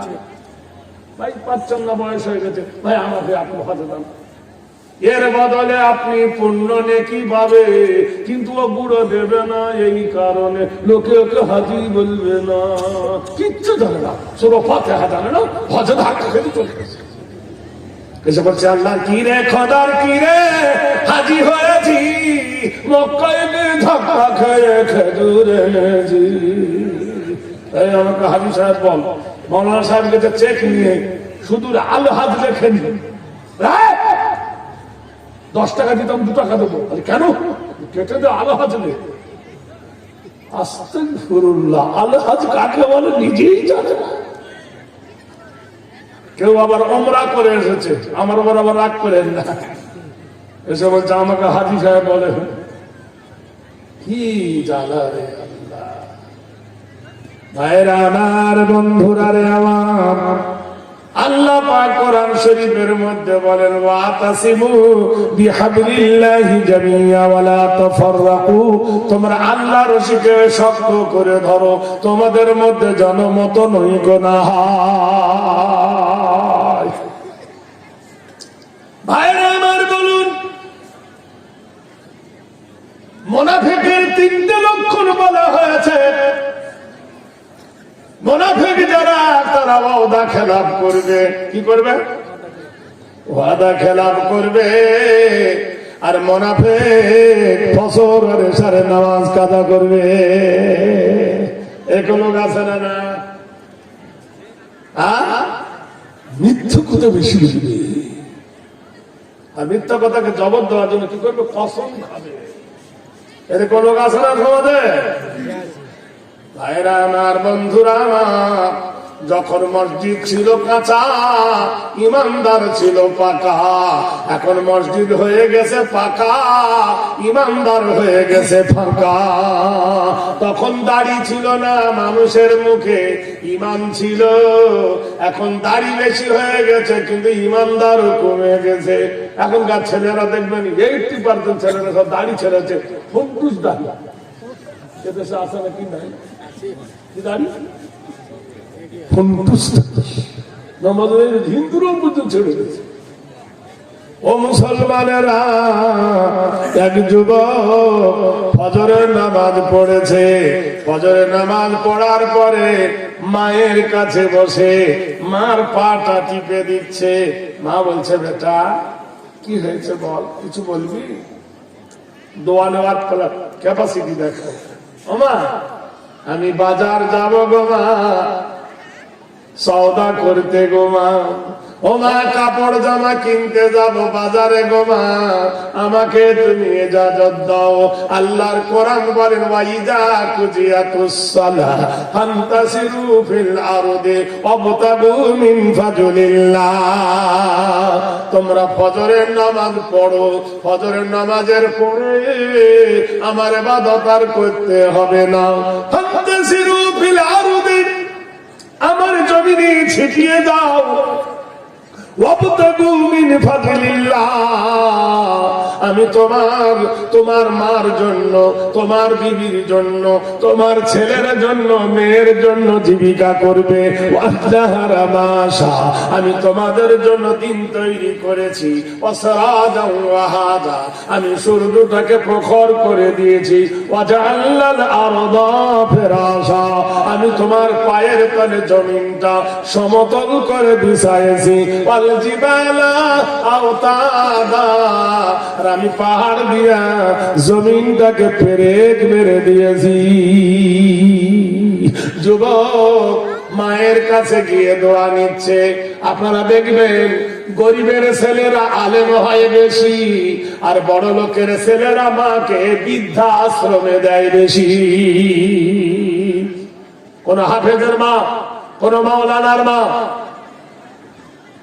কোন তোলাবার মা বৃদ্ধা আশ্রমে দেশে বলতে পারবেন? দিয়েছে মাস্টারের মা, হাকিমের মা, ইঞ্জিনিয়ারের মা, ব্যারিস্টারের মা। কোথায় দিয়েছে? বৃদ্ধাশ্রমে। কারণ হাফেজের মা ছেলে কোলে নিয়ে দুধ দিয়েছিল, আর ডাক্তারের মা দুধ খাওয়ায়নি, গরুর দুধ খাইয়েছিল। কেন? শরীরের গঠন ভেঙে যাবে। ভিতরে খুলে বললাম না, অপর অপর বুঝে নেন, কথা বুঝেন কিনা? সব কথা ডাইরেক্ট বলা যাবে না, অ্যাঙ্গেলে কিছু বলতে হয় নাকি? ভাইরা আমার, দেখবেন চীন, রাশিয়া, রাশিয়া, মধ্যপ্রাচ্য দেশগুলো দেখবেন কুকুর কোলে নেয় আর ছেলেকে ঠেলা গাড়িতে নিয়ে নেয়। টাউনে দেখবেন কুকুর কোলে নিয়ে নেয় আর ঠেলা গাড়িতে ছেলে নিয়ে যায়। ছেলের সাথে মহব্বত হয় না, মহব্বত হয় তার কুকুরের সাথে। বন্ধু, গরুর দুধ খেয়ে, পশুর দুধ খেয়ে কি অবস্থা হয়? কুকুরের দুধ খেয়ে কুকুর তৈরি হয়, কুকুরের পেটে কুকুর জন্মায়, গরুর পেটে গরু জন্মায়, ছাগলের পেটে ছাগল জন্মায়। মানুষের পেটে মানুষ কেন জন্মায় না? অমানুষ কেন জন্মায়?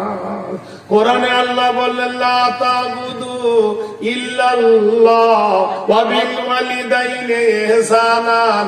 আল্লাহ ছাড়া কারো ইবাদত করবে না, আল্লাহর পরে তোমার মাতা পিতার সেবা করবে। ওয়া কুল্লাহুমা কাওলান কারীমা, তোমার মা বাবার সঙ্গে নম্র হয়ে কথা বলবে। যুবক মায়ের কাছে বলছেন, ও মা জননী, ও মা জননী, আমি বাজার করতে যাব, তোমার জন্য কেমন কাপড় আনবো, জামা আনবো, তুমি বলো। বুকে হাত দিয়ে বলেন, আপনি যখন বাজার যান, যে কোনো অনুষ্ঠানে বা ঈদে, আপনার মাকে জিজ্ঞেস করেছেন কোনদিন, ও মা কেমন দামের শাড়ি হলে তোমার পছন্দ? চার ভাই বখরা ভাগ করে, ক্ষেত্রা যেমন ভাগ করে মাথা পিছু, চার ভাই মিলে একসঙ্গে চাঁদা তুলে মা বাপের শাড়ি কিনে দেয়। এর থেকে লজ্জার কিছু আছে? এক ভাই যদি দুর্বল হয় তবুও তাকে ছাড়ে না, তুই সমান দে, এত শাড়ি কেনা যাবে না। বন্ধুরে, মা বললেন, বেটা বাজারে যাবে, যা, তোর পছন্দ মতো শাড়ি আনবি বেটা, তোর দামের ওপর নির্ভর করবে। মার কথায় বেটার কলেজা ঠান্ডা হয়ে গেল। বাবার কাছে বলছে, আসসালাম আলাইকুম ইয়া আবাতি, আমার আব্বাজান, কেমন জামা আনবো এবছর? পায়জামা আনবো না লুঙ্গি আনবো? বাপ বলতেছেন, বেটা তোর যেটা ভালো হয় তুই আনবি। বিবির কাছে জিজ্ঞেস করছে, ও বিবি জান, ও বিবি জান, তোমার জন্য কি আনবো বলো? বন্ধুরে, বিবি যদি ভালো হয়, বিবি যদি ভালো হয়, কেতাবে লিখেছে সাধ্যহর বেশি চাপ স্বামীকে না দেয়, সতীর ব্যথার ব্যাধি পতির ব্যথায় পহিলেন মা ফাতেমা নবীজিকে ডেকে, এই স্বামী সম্পর্কে কি সম্পর্ক আব্বা বলো না আমাকে? কহিলেন রাসূলুল্লাহ, শোনো গো ফাতেমা, এই করিয়া ধ্যান, পুরুষের শরীর হলো নারীর পরাণ। শোনো নারী গুণ, তবে শোনো দিয়া মন, সে দিয়া গিয়েছে মা রহিমা যেমন। হাদিসে রাবে আম্মা জান হুমায়রা, আল্লাহর নবী হুমায়রা বলে ডাকতেন। আম্মা জান আয়েশাকে বলতেন হুমায়রা। হুমায়রা মানে সুন্দরী। প্রায় 2000 হাদিসের বেশি মা হুমায়রা হাফেজ ছিলেন। এত জ্ঞানী হযরত রাসূল খুদা আম্মা জান আয়েশার ঘরে প্রবেশ করেছে। সেদিন রাতের বেলা আম্মা জান বলেন নবী আমার ঘরে প্রবেশ করলেন। আমার ঘরে প্রবেশ করার পরে নবী খিল লাগাই দিলেন। দেওয়ার পরে নবী আকাশের দিকে মুখ তুলে বলছেন ওহু আল্লাযী ফিস সামাই ইলাহুন ওয়া ফিল আরদি ইলাহুন ওয়া হুয়াল হাকীমুল আলীম। ও আকাশের মালিক, ও জমিনের মালিক, ও গো জগতের প্রতিপালক আল্লাহ, আমি এখন আর নবী নাই, নবী নাই আল্লাহ, আমি এখন আদর্শবান স্বামী, আমি এখন আদর্শবান স্বামী, এখন নবী নাই, আমি আমার বিবির কাছে এসেছি। আম্মা জান আয়েশা বলে ঘরের দরজা লাগাই দিলেন নবী। সেদিন প্রচন্ড গরম, গরমের ঠেলায় আমার মুখটা গেছে ঘেমে। ভাই গরমে মেয়ে ছেলেরা ঘামে কিনা? পুরুষরাও ঘামে, মেয়েরাও ঘামে, তখন তাদের ফ্যান ছিল না। আম্মা জান আয়েশা ঘেমে গেছে। আল্লাহর নবী মাথার রুমালটা দিয়া মা আয়েশার মুখ মুছিয়ে দিলে। আয়েশা ফুক করে হেসে উঠলেন। একবার সুবহানাল্লাহ বলবেন না? আপনাদের বিবিদের কোনদিন মুখ মুছিয়েছেন? ওদিকে না, ওদিকে নাই, ভালোবাসে কমন চিন্তা কর, খেজুর গাছের কাঁটার থেকে বেশি ভালোবাসে। স্বামী যদি বিবিকে ভালোবাসত তাহলে তার সেই প্রিয়তম বিবিকে দিয়ে বন্ধনের সুদের কারবার করাতো না। স্বামী যদি বিবিকে ভালোবাসত ওই বিবিকে দিয়ে আইসিডিএসের চাকরি করিয়ে ডিম চুরি করতো না, আলু চুরি করতো না, সোয়াবিনের বড়ি চুরি করতো না। স্বামী যদি বিবিকে ভালোবাসত তার বিবিকে জাহান্নামের পথে আগিয়ে দিত না, যে সুদের কারবার তুই কর। বন্ধন যারা করে, বন্ধনের যিনি সুভার ভাইজার হয়, বন্ধনের অফিসে যিনি বসে থাকে, ওখানে লেখা থাকে নো এন্ট্রি, ওখানে কোন পুরুষ ঢুকতে পারে না, কিন্তু পুরুষ তার ভিতরে ঢুকে আছে। তোমার সুন্দরী বিবিটা তার পাশে বসে কি গল্প করে তুমি জানো না। যেখানে কোরআনে আল্লাহ বললেন কুল্লিল মুমিনিনা ইয়াগুযু মিন আবসারিহিম, হে নবী মুমিন পুরুষকে বলে দেন নবী গো, মুমিন পুরুষরা পর নারীর দিকে তাকাবে না, আর নারীদেরকে বলে দাও পর পুরুষকে দেখাবে না। হতভাগা ওই যে অফিসের চাকরিওয়ালা যদি থাকে হিন্দু, তার তো পাপ তার ধর্মে নাই। তোমার সুন্দরী বিবিটা তার পাশে বসে ঘোমটা থাকে না, মুখের কাপড় খোলে, মাথার কাপড় খোলে, কি আলাপ করে তুমি জানো না। বিজ্ঞান সায়েন্স বলছে ডিয়ালন হুইস আওয়ার সেক্সুয়াল ডিএসপেট। এখানে এতগুলো লোক বসে আছি, আমার এই ভাই যদি মিষ্টি খায়, রসগোল্লা, কারোর কিছু হবে? হবে না। আর আমি যদি তেঁতুল খাই কি হবে? হ্যাঁ, হাসবে, জিভে পানি বেরোবে। এজন্য কোরআন বলেছেন পুরুষের গায়ে লবণের খরাটা বেশি, নারীর গায়ে ফসফরাস অ্যাসিড বেশি, নারীর গায়ে টক মাছ বেশি। এজন্য নারীর পাশে বসো না, নারী তেঁতুল, তেঁতুলের পাশে লবণ বসলে লবণ তো গলে যাবে। আল্লাহর নবী বলেছেন নির্জনে একজন পুরুষ আর নারী বসো না, মধ্যিখানে শয়তান বলবে ইন্না শাইতানা লিল ইনসানি আদুউম মুবিন, নিশ্চয় শয়তান তোমাদের প্রকাশ্য দুশমন। হতভাগা। তাই বাংলাদেশের কবি বলেছেন তোর ঘর ভর্তি সোনা দানা, পরে করে লেনা রে দেনা, তুই হলি জনম কানা চিনলি না তারে। কি সম্পদ তোর ঘরে আছে রে বোকা, কি জিনিস তোর বাড়িতে আছে। আল্লাহ পাক কি সুন্দর করে বলছো, খালাকনাকুম আজওয়াজা, আমি তোমাদের জোড়া জোড়া করে বানাইছি, আমি তোমাদের বড় সুন্দর করে বানাইছি। স্বামীর জন্য বিবি বানাইছি, বিবির জন্য স্বামী বানাইছি, স্বামীর জন্য বিবি হলো সম্পদ। সোনা দানা হীরা মণি মুক্তা এসি বাড়ি বিল্ডিং খানায় সুখ এনে দিতে পারে না যে সুখ তোমার বিবি দান করতে পারে। বিবি ছাড়া পুরুষের জীবনে সুখ আছে? জোরে বলুন।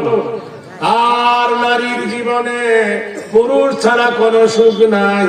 খোদার কোরআনে আল্লাহ নিজেই বলেছেন, আল্লাহ নিজেই বলেছে, ওয়াখালাকনাকুম আজওয়াজা, আমি তোমাদেরকে জোড়া জোড়া করে বানাইছি। পৃথিবীর মাটিতে আদমকে বানানো হয়েছে মাটি দিয়া, আগুন দিয়া, পানি দিয়া, বাতাস দিয়া। ইহা ছাড়া যত মানুষ বানানো হয়েছে মাটি দিয়ে নয়, বাপ এবং মায়ের মহাব্বতের বিনিময়ে বানাইছেন আল্লাহ। আর আদমকে বানাইছে তার আদমের বাম পাশ কাটির হাড় দিয়ে। হাওয়াকে বানাইছে আল্লাহ। একটা নারীর জীবনে সুখ সমৃদ্ধি আসে পুরুষের কারণে, একটা পুরুষের জীবনে শান্তি আসে নারীর কারণে। সুবহানাল্লাহ বলুন। আমাদের বহরমপুরে দেখেছি একটা হোটেল আছে, নাম হলো সম্রাট। কি নাম? ওই ম্যানেজারের বাড়ি হলো খাগড়া, নাম হলো জেরাফা। আমার বন্ধু বান্ধব, আমি একদিন গেছি হোটেল বুকিং করতে, কোন কারণে বলছে ভাই দোতলার উপর উঠবেন না, নিম্ন ভাড়া হলো 11,000 টাকা। এক নাইট 11,000 টাকা কি এমন খেতে দিবে রে? এগুলো পৃথিবীর যত দামি দামি খাবার খেলে তো 11,000 টাকা উঠবে না। আমাকে বলছে ভাই বুঝবেন না, এটা খাওয়া দাওয়ার ব্যাপার নয়, ভোগের ব্যাপার। কি ব্যাপার আছে বলে, এখানে নারী আছে, নারী।